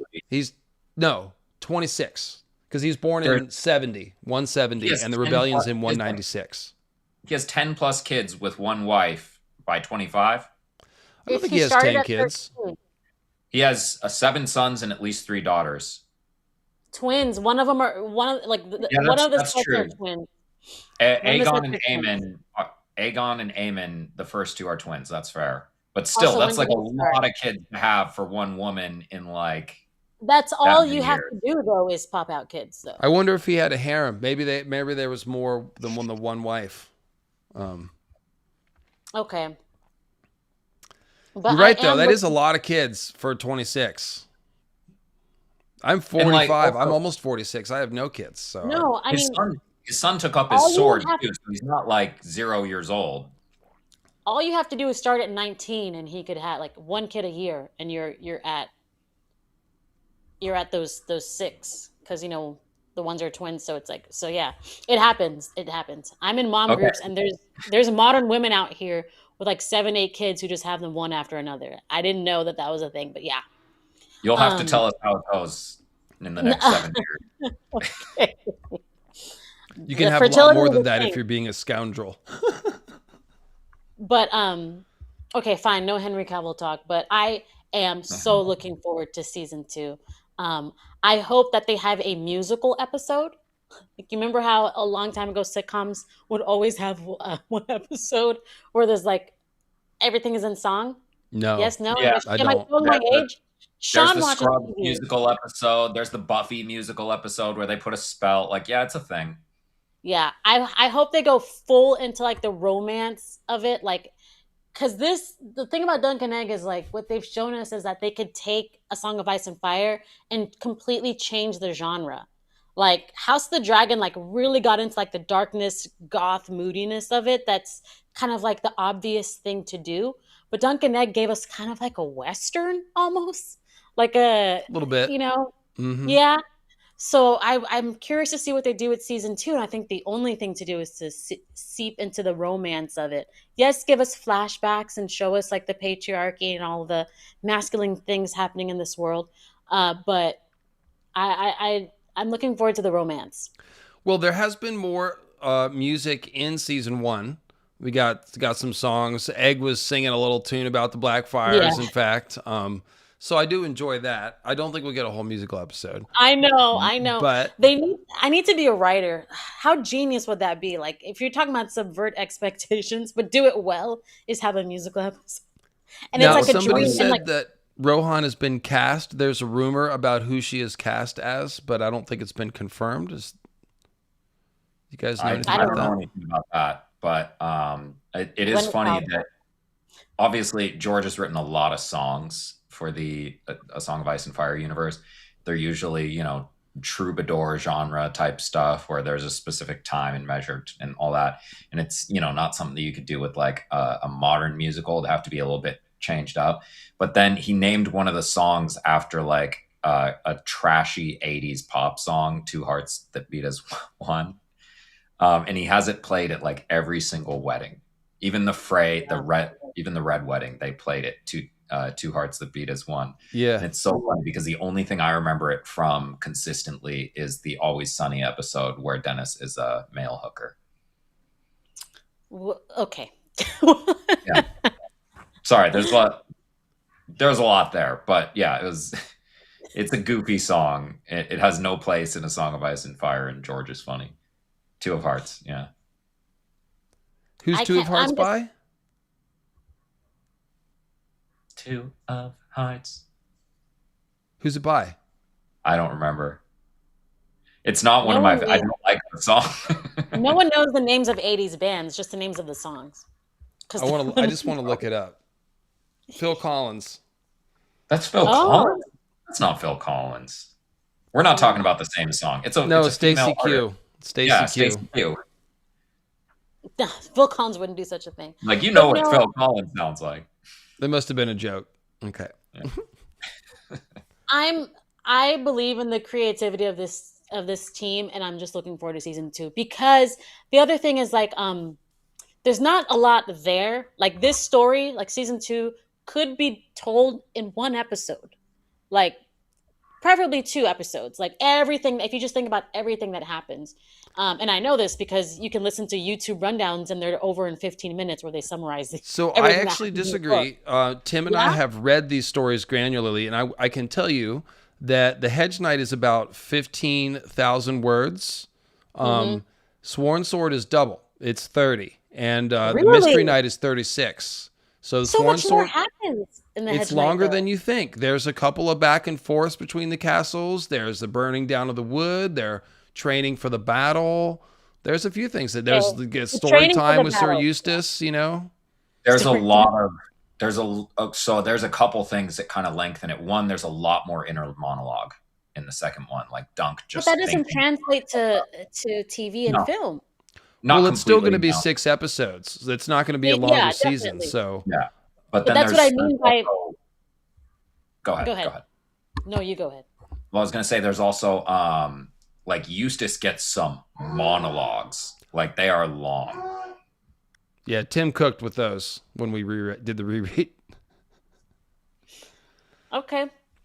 There's multiple flirting scenes. That's right. There's the Blackfire Rebellion flashbacks. There's your musical episode.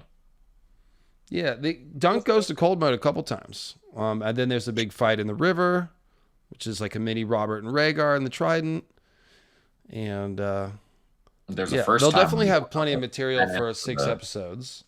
Slices and then the fights, the fight episode 5. Okay, we'll see. I'm still excited to see what they do with it because I think the point of what I'm saying is I think they'll have some surprises in store for us, things that we can't really conceive of right now.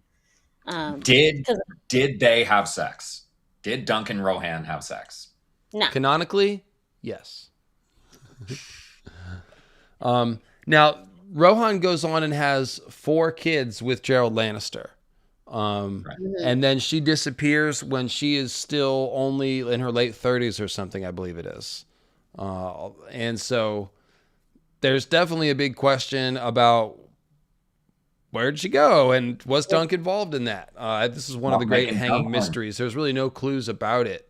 But except for that we just found out Dunk surviving past Harrenhal is interesting. That's like 30 years after she runs away, though, from Gerald. So that's probably not connected. But who knows? he survives Harrenhal, and she's like disappeared. They go Summerhall. live in a cottage by the sea, just like Tyrion and Tysha. So he's cheating on old Nan? Or is Maybe he cheating Rohan on? Weber is the ghost of High Heart and she just shrunk. No, see, there's your musical episode. Him and Old Nan, that was just summer love. That was, summer love and Great. having a blast. There we go. Okay. Canonically, every Lannister has been cucked. This is true. Yeah. Eesh. Dang! Don't That say it ain't word so. is just so like it's such a gross word to me. It's like how moist just does not sound right. It's more palatable when you combine it with chair and you say cuck chair. Like that's kind of funny. Yeah. Oh boy, Dunkin' Egg. If you don't know what it is, look it up. It's that chair in the hotel room. Or It's just don't. there, Or don't. Preserve your innocence. Yeah. We're a Song of Ice and Fire fans. There's no innocence. Left No here. innocence. Nope. No summer children. Not after Ned killed Lady. We all lost our innocence after that. We're all Roddy ruined here. But yeah, Arlen, I'm just looking at the picture of him here, and I have to say, like, get my little jokes off, which is that Yeah. Arlen His is daughter's definitely, ruined. he's a passport bro. I just can't get that out of my head that he's just like, he just became a knight just so he could like bed ladies, like he only goes town to town. He made the 8 before Robert ever could dream of it. But He no. was just it's just him and that fire hose and a wheelbarrow to wheel that thing around in. That's it. Yeah. Just rolling He toward the has Seven terrible Kingdoms. knees from it just clacking between them. But seriously, I think Arlen, if I have to say my favorite character and not say Duncan Egg, right? It is Arlen, and it's because they fleshed him out so well. What I love is George always has this theme of war is bad, right? And he perfectly encapsulates that with Arlen. And you see a man who, from Dunk's naive eyes, like, oh, he's this man who saved me. But us as adults who are watching him, we're seeing that this is a man with severe PTSD. This is a man who is like terrorized with what he has had to do as his profession. So like he's a man that knows that like I think he probably has killed kids and killed women on purpose or by accident. How many battles has this man fought in? I forgot the number. It's an atrocious number. Well, the thing that I picked up on Nettles was the idea that like this choice that Dunk has to go to Summer Hall with Maekar, which is ostensibly a good deal and Yes. just the sort of thing he was hoping for at the beginning of the tourney, but falls back on the freedom of the Hedge Knight life because Baelor was the only lord that he trusted to serve. Any other Right. master that he's serving, he's not confident. Like, is Lionel going to get me into some war I don't want to fight? I don't trust Maekar. His kids, all turn out kind of lame. And so basically what they're showing us, they didn't tell us this, but they're implying Arlen stuck to that Hedge Knight life because he liked his freedom and he did not want to be stuck serving some high lord in bad causes. So he does go to war sometimes. Obviously, we saw him take all kinds of wounds, and Dunk said he always held his contracts and all those kind of things. Yeah. But the thing is, you can leave after a contract is up, as opposed to having sworn yourself to permanent service with a castle. So it's just that whole like independent versus working for the man kind of dynamic that I think everyone can relate to. But still, like, whether he gets to choose his battles, which he does, which battles he gets into, you still see the evidence of that on his person. Every time you see him, he's drinking because he has to forget. He has to, spend time with women because that's the only pleasure in life that he can get now. And then, like, just you see him for days speaking to threat. Like, this guy is, I don't know what psychological ailment to give him, but he's not all there because of war. Like, it's not something that he's born with, right? There's some disassociation happening there. He's basically homeless. If you think about the way that homeless people like, I won't say homeless people broadly speaking. A certain class of homeless kid in San Francisco Bay Area, it's kind of like an adventure.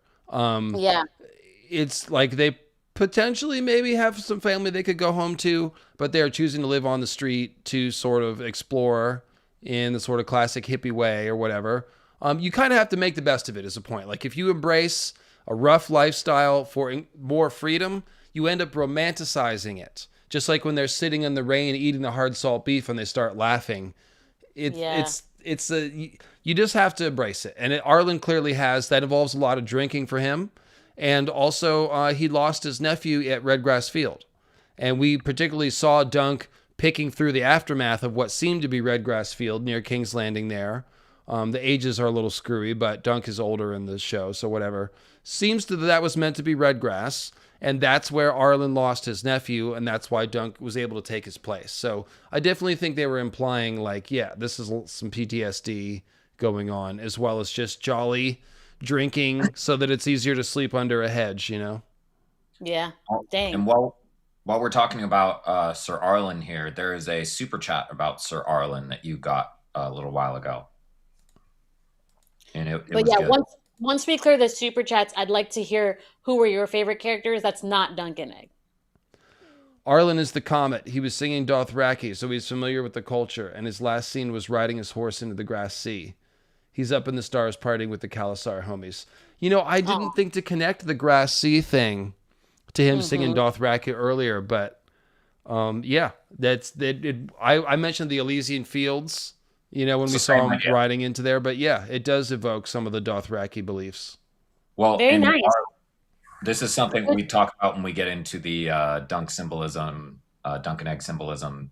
But Arlen means oath, so like him being oath keeper, it's kind of like, you know, the red comet coming back. You know, so the whole idiom you have with the splitting of the swords and the red comet hitting the moon and creating, you know, moon meteors. He's the part of that, and it makes sense because he's a foster father figure to Dunk. So it's, you know, like he's not.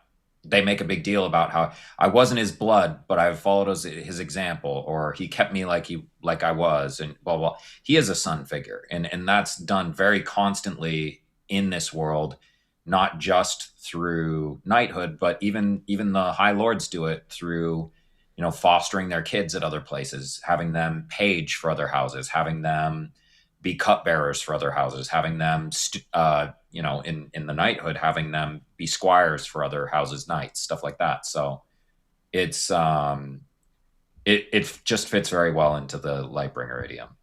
Well, what I noticed is that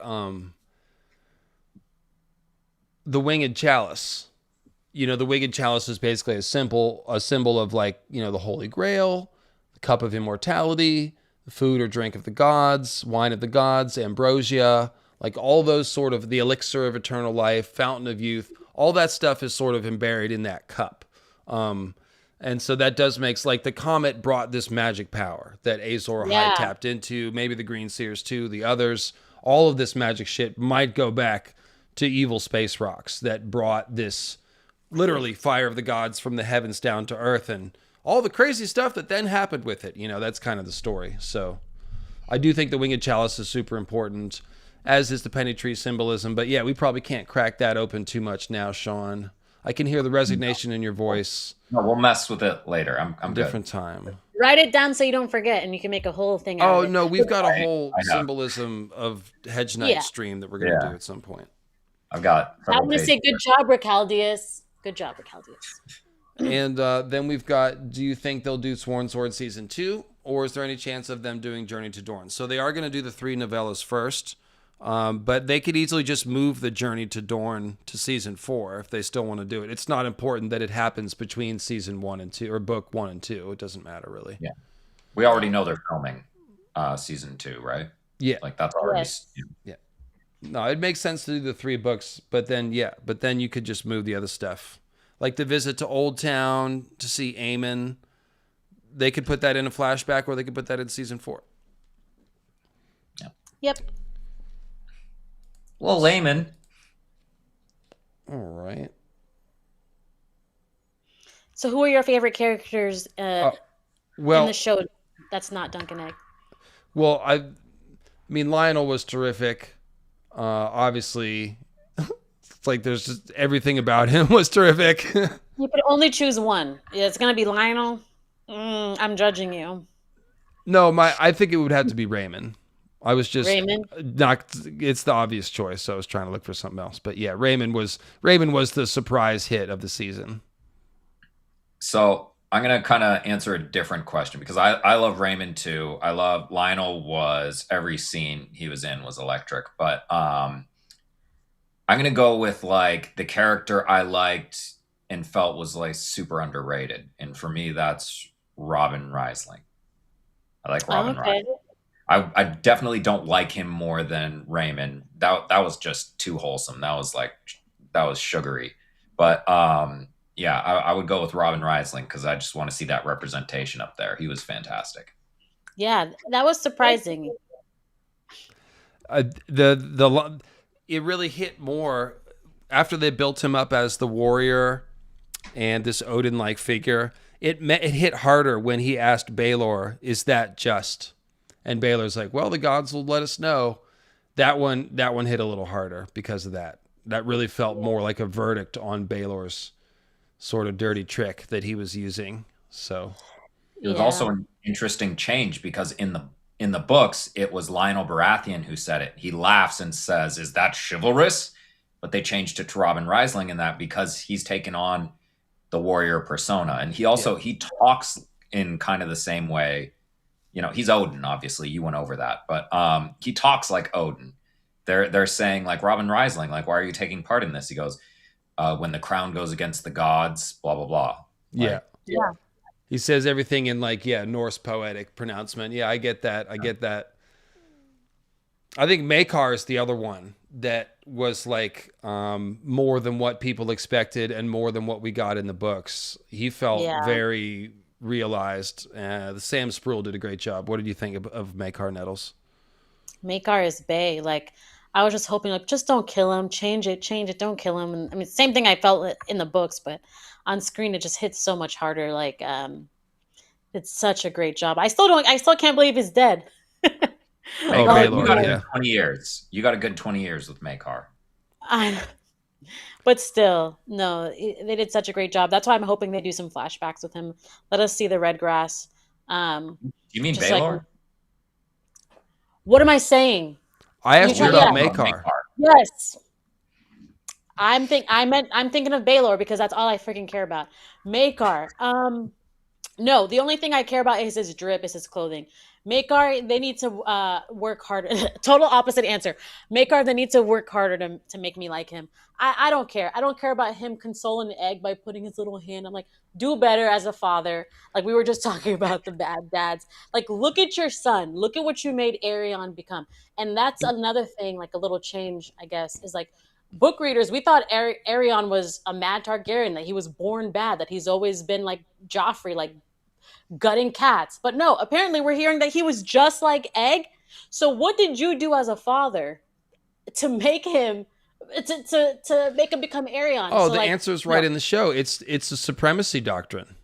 It's yes, the but blood of the dragon doesn't sleep in a ditch. Like he's raised these kids with a baked in elitism, and that is yep. really all it takes is somebody believing that they're above everyone to act like a complete ass. So So I didn't like Makar in the books and in the show. Still don't like him, but I do love his drip. I do love he's got the best hair in the game. I like how he looks, but they're gonna have to work a little bit harder to make me like him well, okay, before. so let me reframe the question. I wasn't meaning to talk about Makar as somebody that people have warm fuzzies for. I'm Yeah, saying as a character translation from the book, he was a resounding success. Like the three that jump out to me were Lionel, Raymond, and Makar, where in the Hedge Knight, they're just kind of there, but they really become interesting and more compelling on the screen, I thought.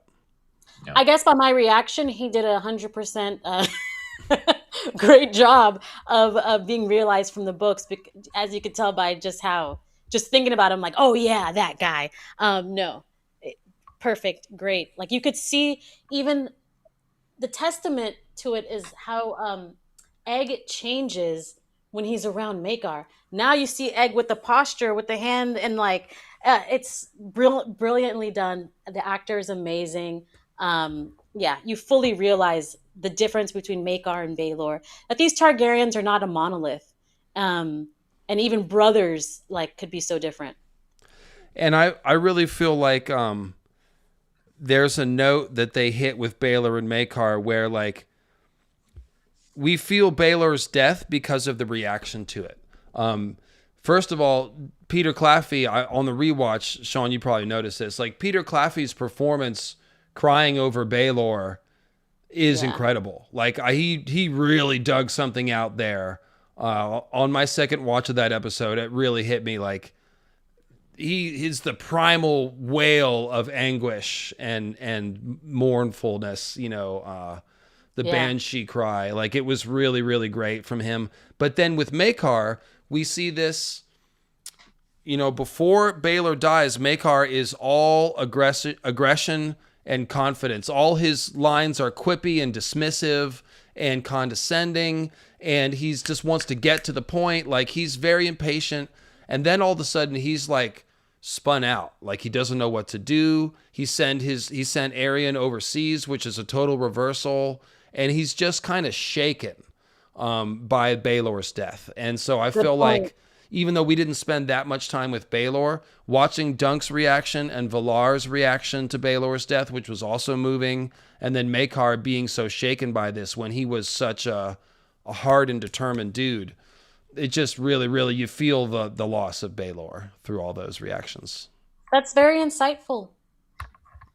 Very good. Good Plus, you brain. you got to you got to give Makar some credit here. We talked about how to fix that, father-child relationship earlier. You give him a dragon. He tried with all of them. Theirs just didn't hatch. Yeah, this was that time when the eggs weren't hatching, unfortunately. Only at White Walls. They were just doing foreshadowing. Egg is all white and green and swirly. Nice. Like a big But gust yeah, of wildfire. just kind of like a fun fact here. One of my good friends was a rugby player, and he played in Dublin for a while because you can't really play professional rugby in the U.S. And he used to play regularly against Dunk when Dunk was a professional rugby player. Oh wow. That's funny. Crazy.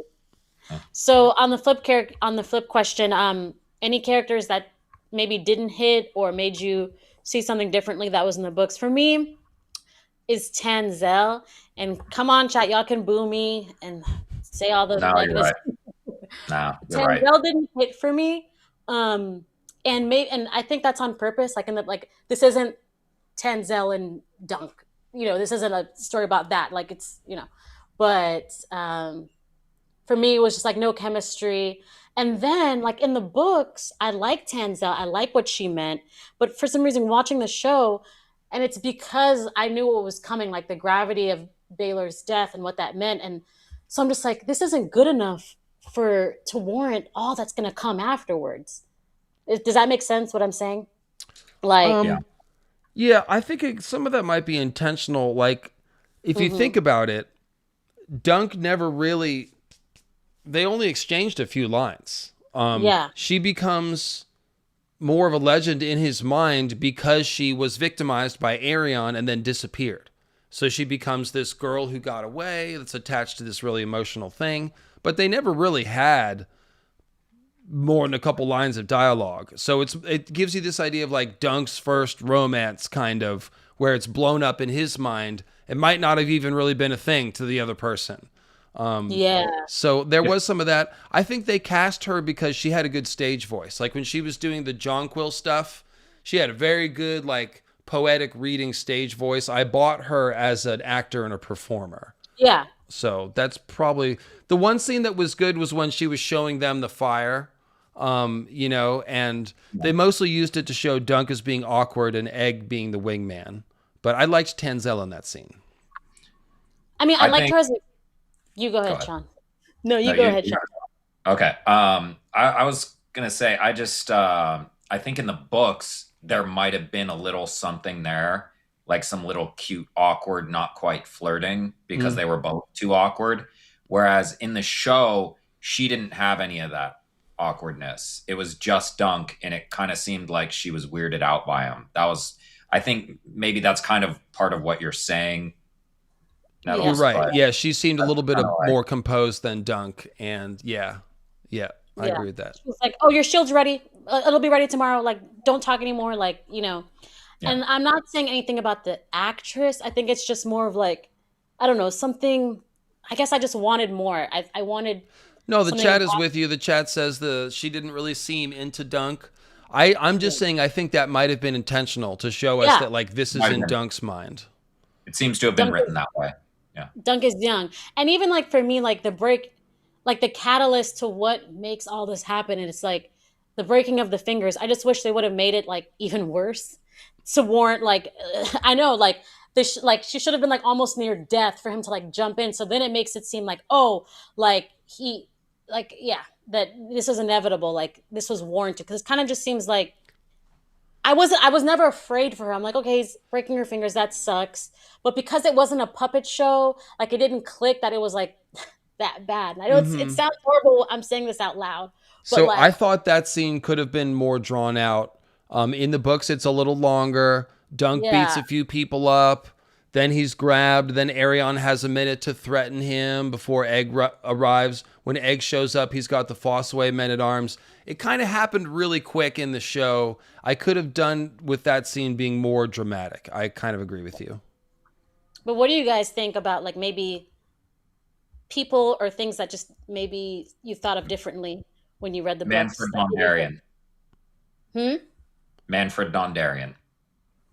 You Well, I didn't like think what they that did with worked him? to fill him out as a lecher because the one thing we know about him in the books is that he was didn't give a shit to help Dunk get Dismissive. sponsored. So they just built that up as this is a guy that totally thinks he's above everyone, and he's not shit really.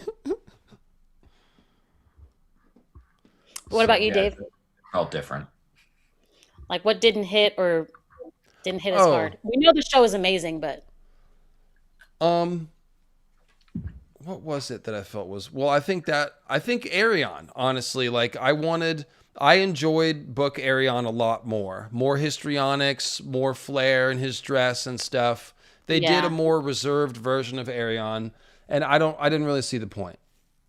That's yep, you're totally right. Even like when he was the first time he interacts with Dunk, I'm like, he could be meaner. That's not that mean. He actually listens to Dunk. Like he doesn't just walk away. He's like, oh, hedge knights or knights have fallen on hard times. It's like that's not that mean. I wanted more of a Viserys Joffrey energy than I got Yeah, yeah, because this really should be like Viserys with more privilege. yeah. Um, A But Targaryen. I did like how. Say what's that that? again. Targaryen madness flipped the coin. He's supposed to be one of the crazy ones, and Yeah. Yeah. he kind of just came off as like a dick, like that '80s villain who, my father's gonna tear down your community center if you don't beat me on the slopes. That was kind of what I got from him.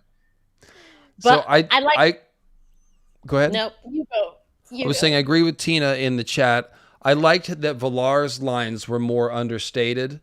The way he delivered them seemed more sad and lost as opposed to bitter and angry. That made sense Yeah. to me, and I thought that was a really moving scene with Valar. That actor had very few lines, and he killed it. Mm-hmm. Yeah, No, they I always agree. kill it with casting. The actors are always amazing, and I definitely agree with you, Dave, about Arian. But I love how they made him like actually a formidable fighter. For him to be like half the size of Dunk, like I mean, he's not actually half the size, but he looks very wimpy. I felt like I could beat him up, but no, I can't. No, I can't. Well, as we know, jousting is a lot of technique and horse riding skill as opposed to strength. We've seen that. Loras can just devastate the field, and he's pretty small dude. So yeah. No, Yeah. yeah. But even when they were just like fight, like he just fighting like not hand to hand, but just fighting off the horses, like So I noticed this when I rewatched the fight. Dunk is fighting. He's swinging his sword almost like a club. Arion is okay, doing a lot of jabbing. He's jabbing for wrists. the weak points in the armor and getting a lot of hits, and Dunk's just like swinging it as hard as he can, like a big cleaver. So I think they were showing us that one person has been castle trained and one person hasn't. One person's been Well, hacking at Sir Arlen's shield while he's drunk on a ditch, by a ditch somewhere. so there's a just in terms of how fighting actually worked in medieval eras is you're not going to slice through the armor. You're not even going to stab through it with a sword. So the kind of like knights fighting against each other in full plate, it was a lot of hacking, and those swords were made strong and heavy so that you could bludgeon people with it. So that is kind of how it worked. With Arion, he starts out with the Morning Star, which is something that can't puncture really. It's a bludgeon, it can cave you in. Right. It's a blunt instrument. And so it was very effective against Dunk. You could see that. And Dunk, the sword is big and heavy, but it's definitely not as effective. And he doesn't start doing better until he starts using his size and literally just tackling him out there. Arion tries to get the knife out, and there is a reason why most knights had like a poignard or some type of dagger on their hip, is because you're not really going to realistically get it with a sword, but there are gaps in the armor that you could slide a small knife into, and that's how Dunk kills Sir Lucas in the second one. Spoilers. So it makes sense that he switched from the Morning Star to that dagger. Like that all fits. And it also fits that he would have the Morning Star in the first place if he's trying to kill a giant dude. And that's why Robert fights with the hammer, because it's like you can't really block that. Right. Yeah. And that was a real thing. It was also considered, it was kind of like class betrayal. It was kind of considered class betrayal to use a big warhammer. Because the idea is like you're not supposed to be really risking yourself if you're like a great lord or a knight or whatever. You're wearing the plate mail, you're going to be fine. If your peasants are dying too much, your peasant levies, you retreat. So you're not really supposed to be risking yourself. But if you have a weapon that can actually kill people through plate armor, that was seen as like cheating. Like, hey, why are you trying to hurt us? We're the important people. Hey, but I like that episode 5 fight. It did remind me of Battle of the Bastards and the theme of it, which is that if you talk to people who have survived World War II and Vietnam, they always say they have survivor's remorse, of course, but they also say, like, when people ask them, oh, how did you survive it? They're like, it's by luck. Like, I didn't do anything. Like, I could have been the guy that died next to me. And it's the same thing with Dunk. It's like, this first fight, he wins by luck, guys. He wins. Any one of those blows should have taken him. And even when Egg is saying, get up, sir, it's because he kind of lost. It's that determination and that magic X inside of him that willed him to get up again, because so many of those blows would have ended anyone else.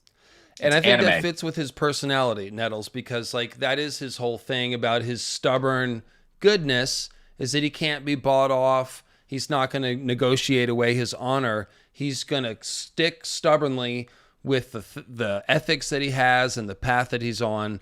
And it's the same thing with the battle. Like you got to kill this guy in order to get him to stop coming. Yep. So implacable is the word. Dunk is implacable. Well done. That was so great.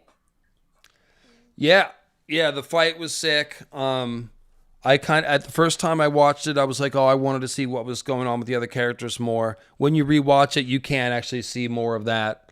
I still thought there could have been more jousting overall in the series. Like the first night of jousting was just a quick montage. We didn't get to see the Humphreys fight, but that could have been a result of having the lower budget too. But yeah, the trial combat was pretty great. I bet they get a budget for season 3. Just saying. Yeah, season 3. That's the one I'm looking for. That's my favorite of the 3, the Mystery Knight, and not just because Bloodraven is in disguise as Maynard Plum. John the Fiddler is great. He's great. The whole traitor's tourney and the farce of it all. Uthor Underleaf with his ringer routine, like. We gotta wait. That's why I don't like thinking about it, because I have to wait so long. I'm like, I'm not gonna think about it. Every time I think about it, I end up like fan casting it, and I'm just the guy who plays Theseus Scamander in the Dumbledore's Fantastic. I'm seeing John the Fiddler all over him. I would love to see him in that somewhere. We will see. Yeah, we better get a completely twinked out Fiddler, is all I have to say. But yeah, well, you guys have been great. Thanks for coming Woohoo! back on, Nettles and Sean. And Yay. Happy to be here. I'm yeah, just and I'm excited that we're getting so much more of this world. Isn't there another thing that's supposed to be happening? Another something that's been greenlit in the Song of Ice and Fire world? there's been some more talk about the Nine Voyages animated show with Corliss because they've got a very famous artist working on the project. The guy who did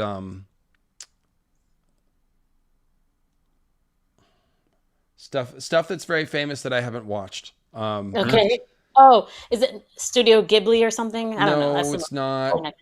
Lonk the Lunk brought up, and that's important, is there's a Mad King play going on Oh, the throughout England. play. George flew out there. Yeah, it's for And what's it's that? like Robert's Rebellion, and it's called, I think it's called the Mad King actually, but it's surrounding the events of Robert's Rebellion, and it's supposed to be really good. George flew out to England to go see it, and he was involved in making of it. So It's already done? yeah, it's showing. Oh, wow, wow, wow. We should Yeah, take so a we field might trip, learn guys. more about the You gotta go to Harry England to attorney see through it. that play. It could be very exciting if so.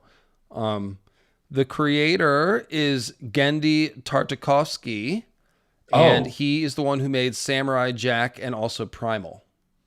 yeah, no, Okay. he was huge in like cartoons in the late 90s. I think he did like Powerpuff Girls and other stuff too. Like he's Oh, that'd be big. He crazy. did he did some of the first seasons of Clone Wars as well. Yes. That was cool. My cousin was actually a character on Clone Wars when he was doing that.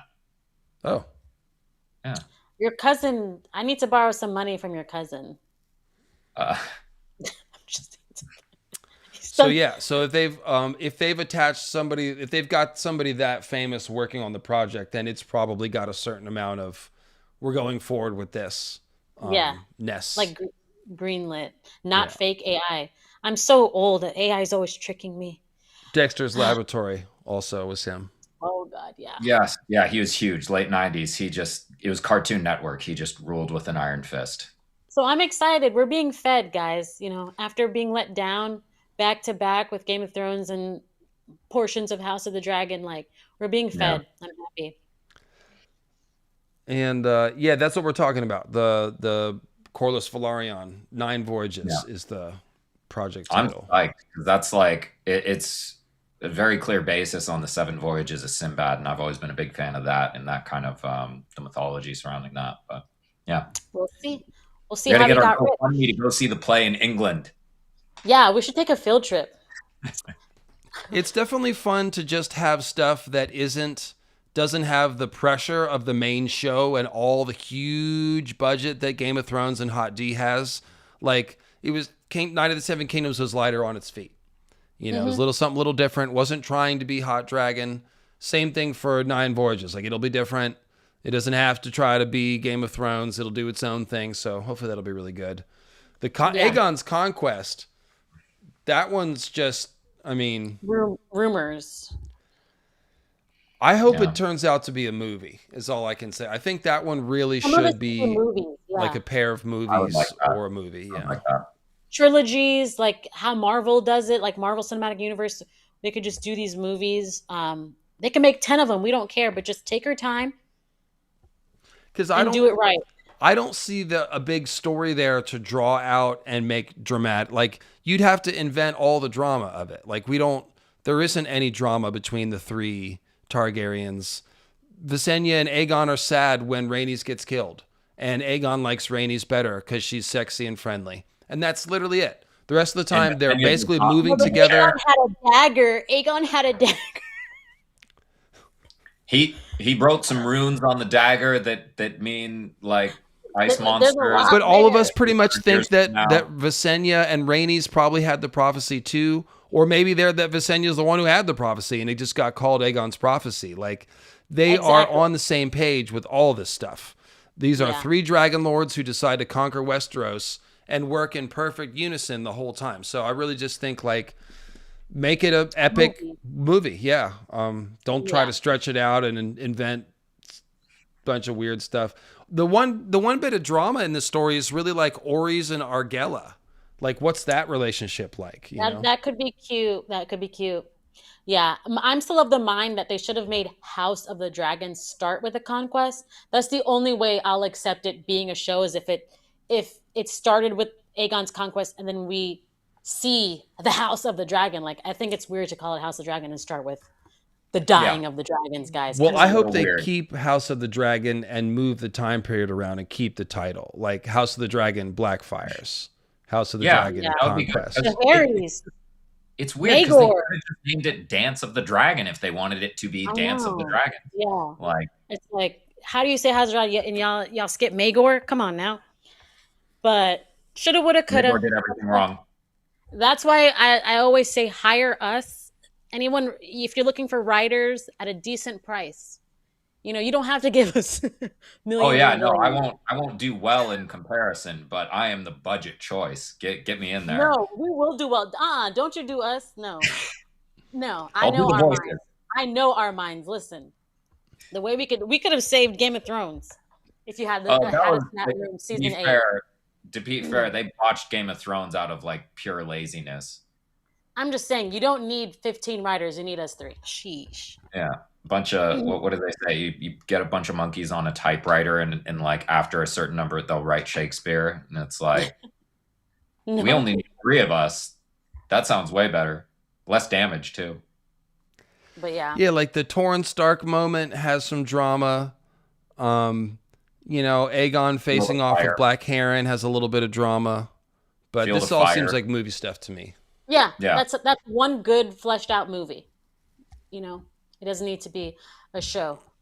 Now, you were the doing one that they full need to give us like 4 seasons of television on is Aegon the Unworthy and all the bastards leading up to the Blackfire Rebellion. Like, come on. Bittersteel, Brynden, Shiera, Dragon Daeron. Knight. Blackfire But also, trilogy. like, yeah. But even like Aegon when he was like young and handsome, and see, like, they need to start with him impregnating the one that was in the Sneaking Maiden into the Vault. Maiden Vault to make Daemon Blackfire. Hell yeah, man. Dana This the shit is great. Defiant. Yeah. Aemon the Dragon Knight. We need to know what was happening there. We need more Dorne fleshed out. Yeah, that would be good. That's what I'm saying. They need our minds. Like, I would have liked to learn more about Dana the Defiant. She seems like kind of a badass, just fighting the power any way that she could. Baelor the Blessed. I need to see a show about. Oh no, I'm blanking out. But the maiden's book tale that who A Caution for Young Girls, Corianne Wild.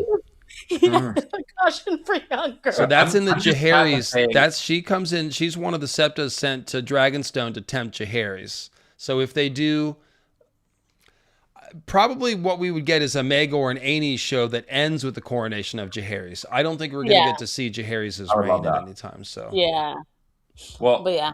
yeah, there's just not enough drama. He just ruled so competently. When you do government right, it's boring. Nobody What do you wants mean? to There's no see that. drama. 13 kids. It could be like Married with okay, Children. yeah, Just Married with Yeah. Children. He ruled the it would realm be like a well. sitcom. I Yeah. don't want to see Family Matters Targaryen edition. Like, I want to see. There's no drama in the realm, is what I should have said. Alysanne's No. just always pregnant, and there's constantly just more kids around, and you don't even know where they came from. Yeah, she's Yeah. 25. She's had 12 kids by now. Don't do the math, Amazing. folks. I don't But want no, to. it really is. When I was doing my Blackfire Rebellion video, it's such a well set up war. Like, George put a lot of thought. There's like 3 or 4 decades of stuff that leads up to that war. So, yeah, that would really. I think that is the best show in all of this Targaryen history. Is a Blackfire Rebellion show. So in the chat, somebody's talking about like story time with old Nan. And like that was a thing that I was super excited about, is like all the little stories around Westeros that we hear that we don't ever get to see fleshed out, like an animated version of that, like all the little horror stories around the wall, Florian the Fool, like all the singers' tales, like all of that. Like imagine those actually getting fleshed out and being like little animated shorts. That would be amazing. All right. Yeah. Well, I've got to be signing off now, but It's that time. I'm ready too. yeah, I hate to be And abrupt. Well, this was actually my YouTube were my crew for my first ever stream on YouTube before I even had a YouTube channel. So I just this kind of like appreciate y'all. This is kind of a full service moment with the Lannister psychoanalysis. Oh, you want a full service moment? Is that it, Sean? Full circle. I think Full that's what you circle meant. after the cameras turn off, sir. You got to go down We're so to after dark. Shatias for that. Mhm. What you're looking for. All right. Well, But, thank you for the Princess Bride reference. Appreciate that, as well as the Greek mythology reference. It was nice. And yeah, good stuff. I will definitely have both of you on again sometime soon. And then, of course, Nettles, we'll definitely see you for Hot Dragon Season 3. Yeah. Whatever else happens. And yeah, thank you. You've been a beautiful audience. Thanks for coming by. Leave a comment on your way out, folks. Subscribe to Sean's channel, subscribe to Nettles' channel, and upvote the stream. And then you're off the hook. You've done I love you, chat. Bye-bye.